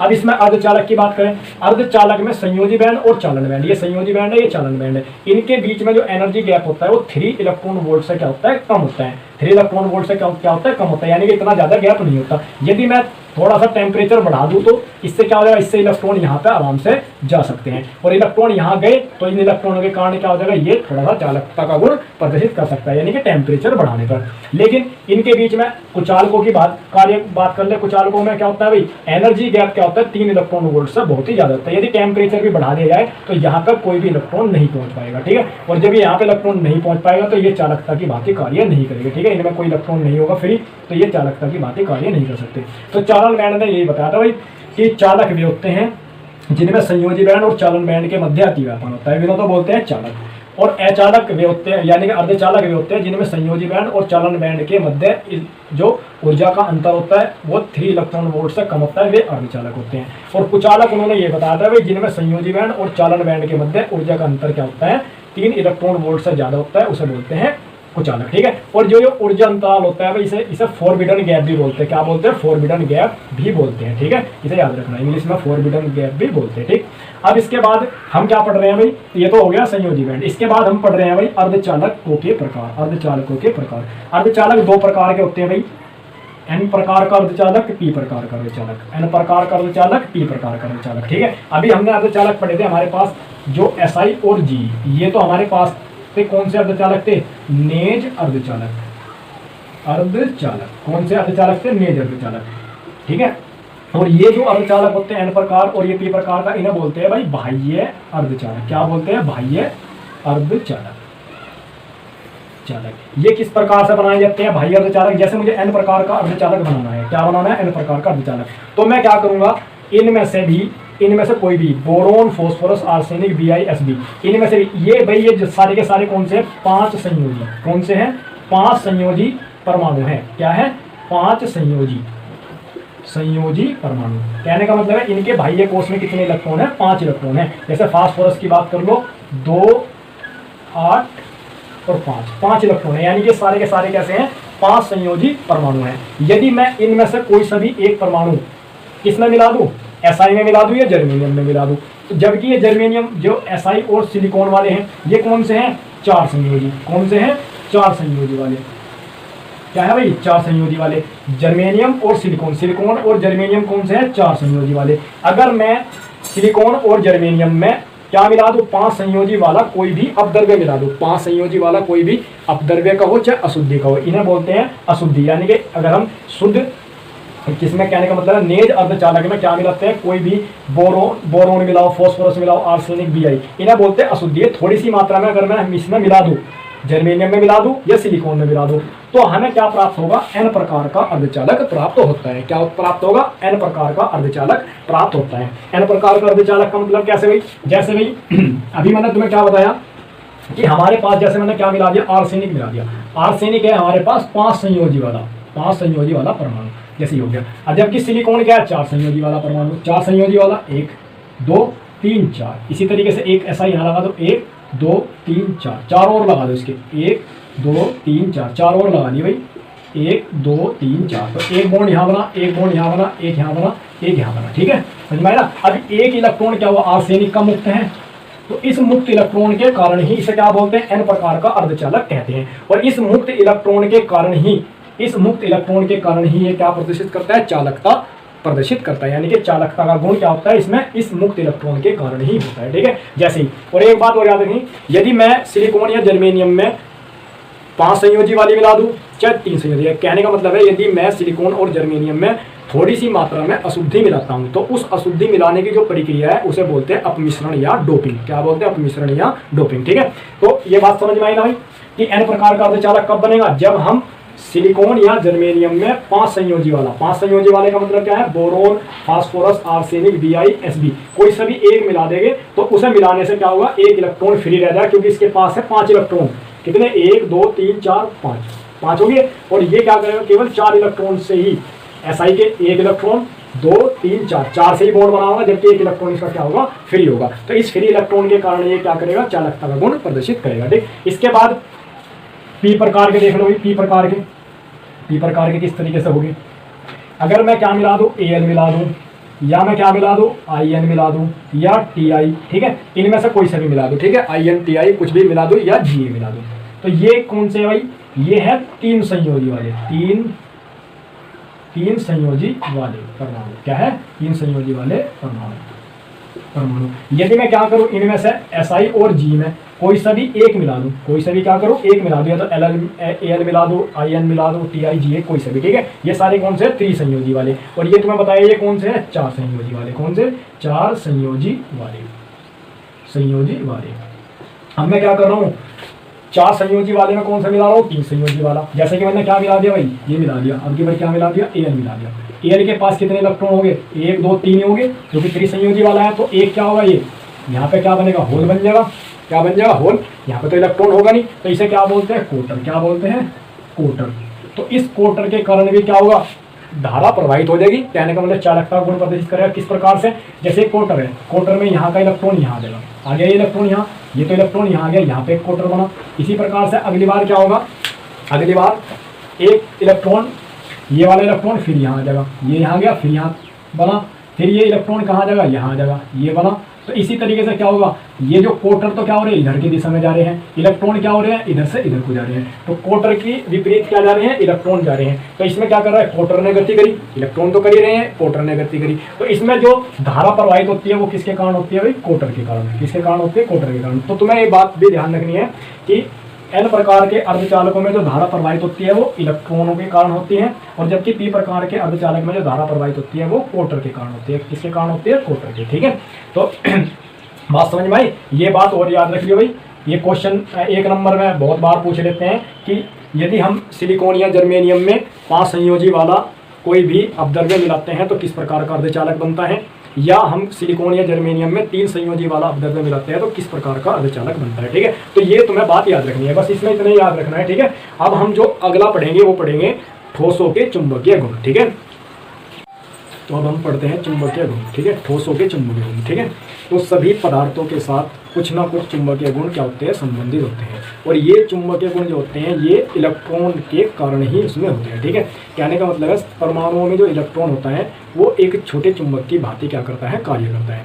ठीक है, और ये जो चुंबकीय गुण होता है इलेक्ट्रॉन की 2 गतियों पर डिपेंड करता है। ठीक है, कैसी गति, पहली गति तो क्या होती है भाई कि इलेक्ट्रॉन क्या होता है, ये नाभिक हो गया, क्या हो गया, नाभिक, ये हो गया नाभिक, नाभिक क्या हो गया, नाभिक। नाभिक के 4 इलेक्ट्रॉन 2 प्रकार की गति करता है, एक तो नाभिक के चारों ओर ये गति कर रहा है, और एक होता है स्वयं की गति, यानी कि अपना आप भी क्या करता है, नाभिक इस तरीके से क्या होता है, घूमता रहता है, यानी कि अपना आप भी क्या करता है, एक तो नाभिक के चारों ओर घूम रहा है, इस गति के कारण भी इसका चुंबकीय गुण होता है, और ये क्या करता है, स्वयं अपना आप भी इस तरीके से क्या होता है, घूमता रहता है, यानी कि अपने अक्ष पे भी क्या करता है, घूमता रहता है। इन 2 गतियों के कारण क्या करता है, एक इलेक्ट्रॉन छोटे चुंबक की भांति क्या करता है, कार्य करता है। ठीक है, तो हम क्या पढ़ेंगे, अपने ठोसों में क्या पढ़ेंगे, चुंबकीय गुण पढ़ेंगे, जिसमें हम पहला क्या पढ़ेंगे भाई, प्रतिचुंबकीय क्या होते हैं, अनुचुंबकीय क्या होते हैं, लोह चुंबकीय क्या होते हैं, प्रति लोह चुंबकीय क्या होते हैं, और फेरी चुंबकीय पदार्थ क्या होते हैं। ठीक है, तो इसमें क्या है भाई, पहला पढ़ते हैं प्रति चुंबकीय पदार्थ, जिन्हें बोलते हैं डायामैग्नेटिक सबस्टेंस। क्या बोलते हैं, डायामैग्नेटिक सबस्टेंस, यानी कि ऐसे चुंबकीय पदार्थ जिन्हें बाह्य चुंबकीय क्षेत्र में रखने पर दुर्बल रूप से क्या होते हैं, प्रतिकर्षित होते हैं। क्या होते हैं, दुर्बल रूप से प्रतिकर्षित होते हैं, उन्हें क्या बोलते हैं, प्रति चुंबकीय पदार्थ बोलते हैं। इनके जैसे एग्जाम्पल है, और इनमें कोई भी अयुग्मित इलेक्ट्रॉन नहीं होता है भाई, किसी भी प्रकार का इन पदार्थों में क्या होता है, अयुग्मित इलेक्ट्रॉन नहीं होता है, तो इन्हें क्या बोलते हैं, प्रतिचुंबकीय पदार्थ, जैसे कि NaCl, CO2O, V2O3, PiO2। ठीक है, अब इसके बाद अगला क्या है, अनुचुंबकीय पदार्थ। अनुचुंबकीय पदार्थ क्या होते हैं कि वे पदार्थ जो बाह्य चुंबकीय क्षेत्र में रखने पर दुर्बल रूप से क्या हो गया, आकर्षित होते हैं। क्या होते हैं, दुर्बल रूप से आकर्षित होते हैं, उन्हें क्या बोलते हैं, अनुचुंबकीय पदार्थ बोलते हैं। इनमें क्या होता है, अयुग्मित इलेक्ट्रॉन पाए जाते हैं। इनमें क्या होता है, अयुग्मित इलेक्ट्रॉन पाए जाते हैं। इन अयुग्मित इलेक्ट्रॉन की गति के कारण ही क्या करते हैं, ये अनुचुंबकीय का गुण प्रदर्शित करते हैं। जैसे एग्जाम्पल मैंने लिख रखा है, CO2 positive, Fe2 positive, Cr3 positive, VO, TiO2, ये सारे के सारे क्या है, अनुचुंबकीय पदार्थ हैं, क्योंकि इनमें क्या है, अयुग्मित इलेक्ट्रॉन क्या है, उपस्थित है। ठीक, इसके बाद अगला क्या है, लोह चुंबकीय पदार्थ। क्या है, लोह चुंबकीय पदार्थ। इनके ऐसी डेफिनेशन याद रखनी है, फेरोमैग्नेटिक सबस्टेंस। क्या होते हैं भाई, अगर वे पदार्थ जिन्हें बाह्य चुंबकीय क्षेत्र में रखने पर प्रबल रूप से क्या होते हैं, आकर्षित होते हैं। क्या होते हैं, प्रबल रूप से आकर्षित होते हैं, वे क्या कहलाते हैं, लोह चुंबकीय पदार्थ कहलाते हैं। अगर चुंबकीय क्षेत्र को हटा दिया जाए तो तब भी उनमें चुंबक का गुण क्या होता है, बना रहता है। तो जबकि अनुचुंबकीय पदार्थों में क्या होता है, अगर चुंबक हटा दिया जाए, यानी कि बाह्य क्षेत्र हटा दिया जाए, तो उनका चुंबकीय गुण बाह्य क्षेत्र हटते ही क्या होता है, समाप्त हो जाता है। जबकि लोह चुंबकीय पदार्थ का जो चुंबक गुण होता है वो क्या होता है, बाह्य क्षेत्र हटा लेने पर भी उनमें बना रहता है। ठीक है, तो उन्हें क्या बोलते हैं, लोह चुंबकीय पदार्थ बोलते हैं। ठीक है, तो इनके एग्जाम्पल क्या है, Fe हो गया, CONI, ये एग्जाम्पल तुम्हें याद रखना है, बहुत ही ज्यादा इंपॉर्टेंट है, कई बार पूछ भी ले जाता है। ठीक है, तो इसे याद रखना है। CrO2 ये भी याद रखना है ये। और CrO2 का यूज किया जाता है, जो रिकॉर्डिंग टैप होते हैं, जो ऑडियो रिकॉर्डिंग टैप होते हैं, ध्वनि रिकॉर्डिंग जो टैप होते हैं, ध्वनि रिकॉर्डिंग जो टैप बनाए जाते हैं ना, ध्वनि रिकॉर्डिंग के लिए जो ऑडियो टैप बनाए जाते हैं, उनमें CrO2 का क्या कहता है, यूज किया जाता है। ये बात याद रखनी, ठीक है। ये एग्जाम्पल याद रखिए भाई, Fe3O4 क्या होता है, लोह चुंबकीय पदार्थ होता है। और Fe3O4, ठीक है, ये याद रखना है, Fe3O4 क्या होता है, लोह चुंबकीय पदार्थ होता है। ठीक है, इसके बाद है प्रति लोह चुंबकीय पदार्थ क्या होता है भाई, प्रतिलोह चुंबकीय पदार्थ, इसकी जो संरचना होती है सेम लोह चुंबकीय पदार्थ की जैसी ही होती है, परंतु इसमें क्या होते हैं, अयुग्मित इलेक्ट्रॉन तो होते हैं, इसमें अयुग्मित इलेक्ट्रॉन तो होते हैं, लेकिन अयुग्मित इलेक्ट्रॉन क्या होते हैं, उनका आघूर्ण क्या होता है, एक उनका जो चक्रण होता है एक दूसरे के विपरीत होता है, यानी कि इनका जो चुंबकीय आघूर्ण होता है वो क्या होता है, शून्य होता है। क्या होता है, शून्य। क्या होता है, शून्य, क्योंकि इसमें जो इलेक्ट्रॉन होते हैं एक ऊपर एक नीचे, एक ऊपर नीचे, तो इनका क्या होता है, चुंबकीय आघूर्ण क्या होता है, शून्य होता है। और ये बात भी याद रखनी है भाई, लोह चुंबकीय पदार्थ को हम इस तरीके से भी क्या कर सकते हैं, प्रदर्शित कर सकते हैं। अगर तुम्हारे से पूछने लगे ये किसकी स्ट्रक्चर है, तो तुम बता देना है लोह चुंबकीय पदार्थ की। ये किसकी है, प्रतिलोह चुंबकीय पदार्थ की। प्रतिलोह चुंबकीय पदार्थ क्या बताया मैंने कि इनकी संरचना तो कैसी होती है, लोह चुंबकीय पदार्थ की जैसी होती है, परंतु इसमें क्या होता है, अयुग्मित इलेक्ट्रॉन भी होते हैं। अयुग्मित इलेक्ट्रॉन तो होगे नहीं, इनका चुंबकीय आघूर्ण क्या होगा, शून्य, क्योंकि ये क्या होते हैं, एक दूसरे के विपरीत होते हैं, तो इनका चुंबकीय आघूर्ण क्या होता है, शून्य। ये याद रखना है, इस तरीके की इसकी क्या होती है, स्ट्रक्चर होती है। ठीक है, इसके एग्जाम्पल याद रख लियो भाई, Fe3, Fe2O3, MnO, Mn2O3, CrO3, Cr2O3, NiO, FeO, ये सब क्या है, इसके एग्जाम्पल है। इसके बाद अगला क्या है, फेरी चुंबकीय पदार्थ। फेरी चुंबकीय पदार्थ, फेरी चुंबकीय पदार्थ भी याद रखना है भाई, फेरी चुंबकीय पदार्थ। तो क्या होता है, ये भी सेम लोह चुंबकीय पदार्थ के जैसे होते हैं, इनकी स्ट्रक्चर क्या होती है, लोह चुंबकीय पदार्थ के जैसी होती है। इनमें अयुग्मित इलेक्ट्रॉन भी होते हैं, परंतु फिर भी इनका चुंबकीय आघूर्ण क्या होता है, 0 होता है। इनमें अयुग्मित इलेक्ट्रॉन तुम्हें दिख रहा होगा, 2 ऊपर को है, 1 नीचे को, 2 ऊपर 1 नीचे, 2 ऊपर 1 नीचे, तो कहने का मतलब इनमें अयुग्मित इलेक्ट्रॉन तो है, फिर भी इनका चुंबकीय आघूर्ण क्या होता है, शून्य होता है। ठीक है, तो ऐसे पदार्थ क्या कहलाते हैं, फेरी चुंबकीय पदार्थ कहलाते हैं। इनके एग्जाम्पल याद रख लेना भाई, Fe2O3, Mg Fe2O4 हो गया, ZnFeO4 हो गया, ये इसके क्या है, एग्जाम्पल है ना, याद रख लिया। ठीक है, इसके बाद ताप का क्या प्रभाव पड़ता है भाई, चुंबकीय गुणों पर ताप का क्या प्रभाव पड़ता है, तो उच्च ताप पर जो लोह चुंबकीय पदार्थ हुए हमारे, फेरी चुंबकीय पदार्थ हुए, प्रति लोह चुंबकीय पदार्थ हुए, यानी कि उच्च ताप पर ये लोह चुंबकीय पदार्थ, प्रति लोह चुंबकीय पदार्थ, फेरी चुंबकीय पदार्थ कैसे हो जाते हैं, कैसे व्यवहार करते हैं भाई, अनुचुंबकीय ठोस में परिवर्तित हो जाते हैं। ये बात याद रखनी है।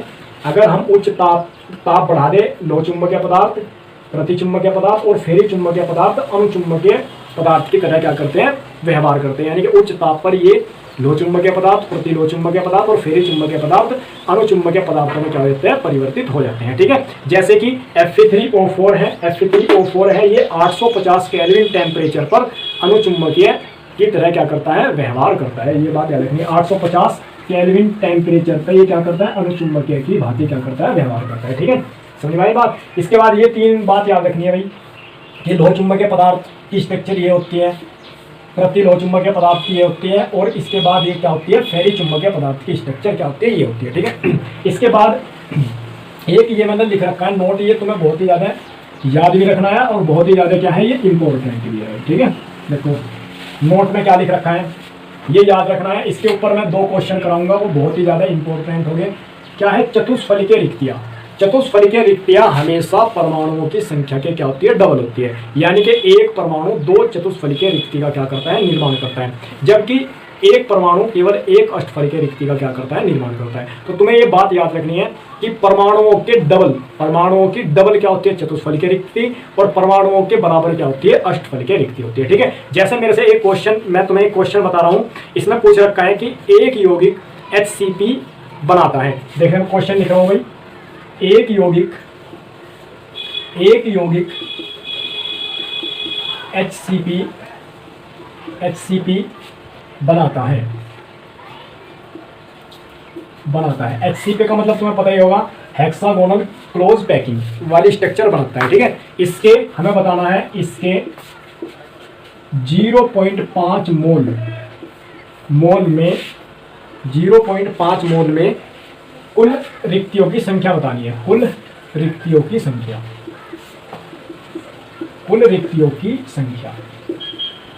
इसके हमें क्या बतानी है, एक यौगिक HCP संरचना बना रहा है भाई, और इसके हमें 0.5 मोल में क्या बतानी है, कुल रिक्तियों की संख्या बतानी है। कितनी बतानी है, कुल रिक्तियों की संख्या बतानी है, और उनमें कितनी संख्या में कुल रिक्तियों की संख्या बताओ।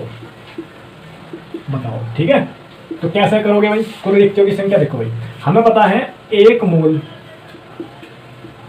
मोल में परमाणुओं की संख्या। कैसे करेंगे सॉल्यूशन, इसका इंपॉर्टेंट है, याद भी रखना है। ठीक है, तो हमें पूछ लिया कि एक यौगिक HCP बनाता है इसके 0.5 मोल में कुल रिक्तियों की संख्या कितनी है? तो 1 मोल में परमाणुओं की संख्या, 1 मोल में कितने परमाणु होते हैं? परमाणुओं की संख्या कितने परमाणु होंगे भाई? 0.62 3 गुणा 10 की पावर 23 क्या होते हैं? परमाणु।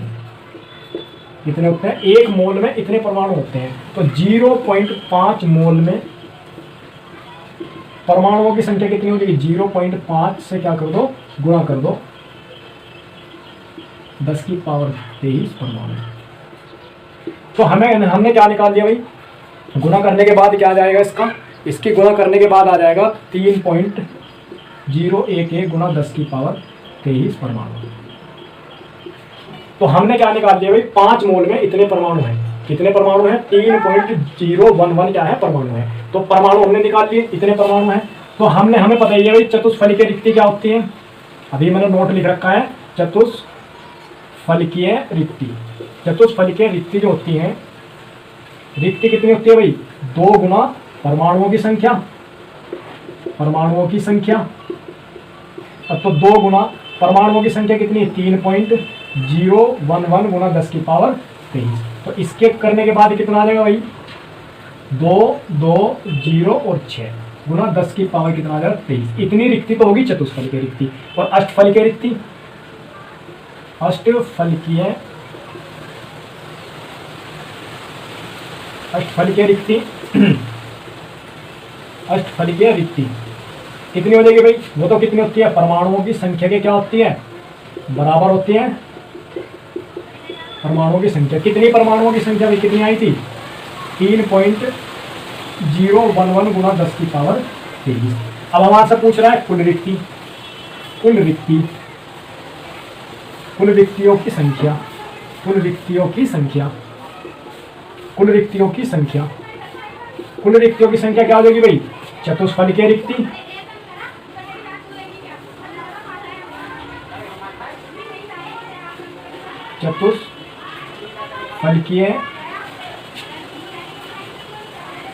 चतुष्फलकीय रिक्ति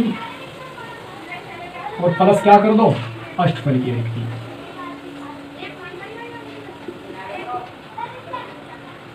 ठीक है, हम क्या करेंगे भाई? हमें निकालनी कुल रिक्तियां। हमने क्या निकाला? सबसे पहले हमने क्या करा? 5 मोल में कितने परमाणु हैं? 5 मोल में ये परमाणु निकाल लिए। अब हमें पता है कि चतुष्फलकीय रिक्ति परमाणुओं की क्या होती है? डबल होती है। 2 से गुणा कर दी। अब हमें पता है अष्टफलकीय रिक्ति क्या होती है? परमाणुओं की संख्या के बराबर होती है।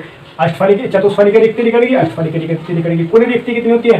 कोई सी भी स्ट्रक्चर हो, CCPO HCPO सब में क्या होती है? चतुष्फलकीय रिक्ति और अष्टफलकीय रिक्ति दोनों रिक्तियां पाई जाती हैं। तो इन दोनों को जोड़ दो। जोड़ने के बाद कितना आएगा भाई?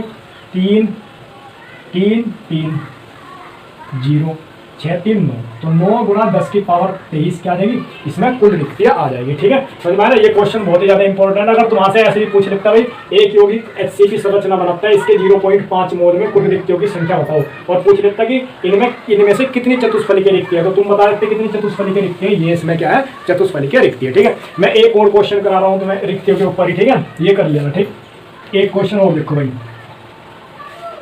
क्वेश्चन क्या है? क्वेश्चन है एक यौगिक 2 तत्वों, क्वेश्चन नंबर 2, एक यौगिक 2 तत्वों M तथा N से बना है। ठीक है, तत्व N CCP संरचना बनाता है, CCP संरचना बनाता है और N के परमाणु चतुष्फलकीय रिक्तियों के, और M के परमाणु चतुष्फलकीय रिक्तियों के 1/3 भाग अध्यासित करते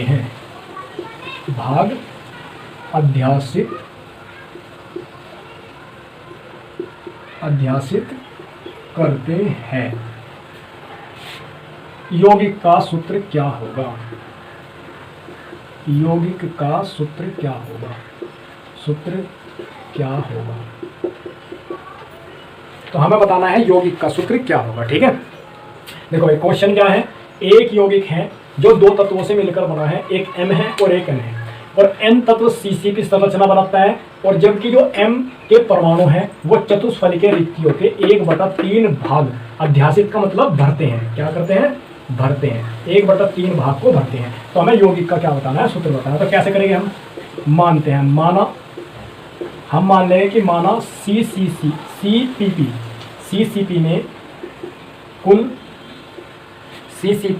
में कुल या ऐसे कह दो CCP में परमाणुओं की संख्या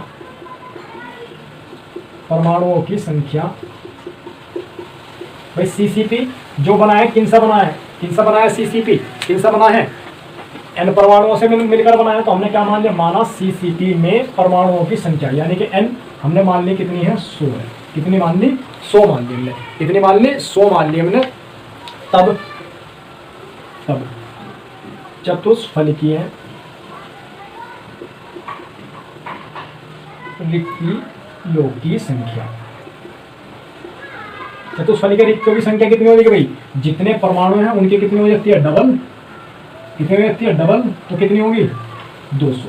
तो हमें पता लग गया। हमने क्या करा भाई? हमने मान लिया CCP में परमाणुओं की संख्या कितनी है? 100, क्योंकि CCP कितना बना है? N से मिलकर बना, तो N बराबर कितना हो गया? 100 हो गया। ठीक है, और चतुष्फलकीय रिक्तियों की संख्या हमें पता लग गई कितनी होती है? परमाणु जितने भी परमाणु होते हैं उनकी डबल होती है। ठीक है, M के अब हम क्या निकाल लेंगे? M के परमाणुओं की संख्या, M के परमाणुओं की संख्या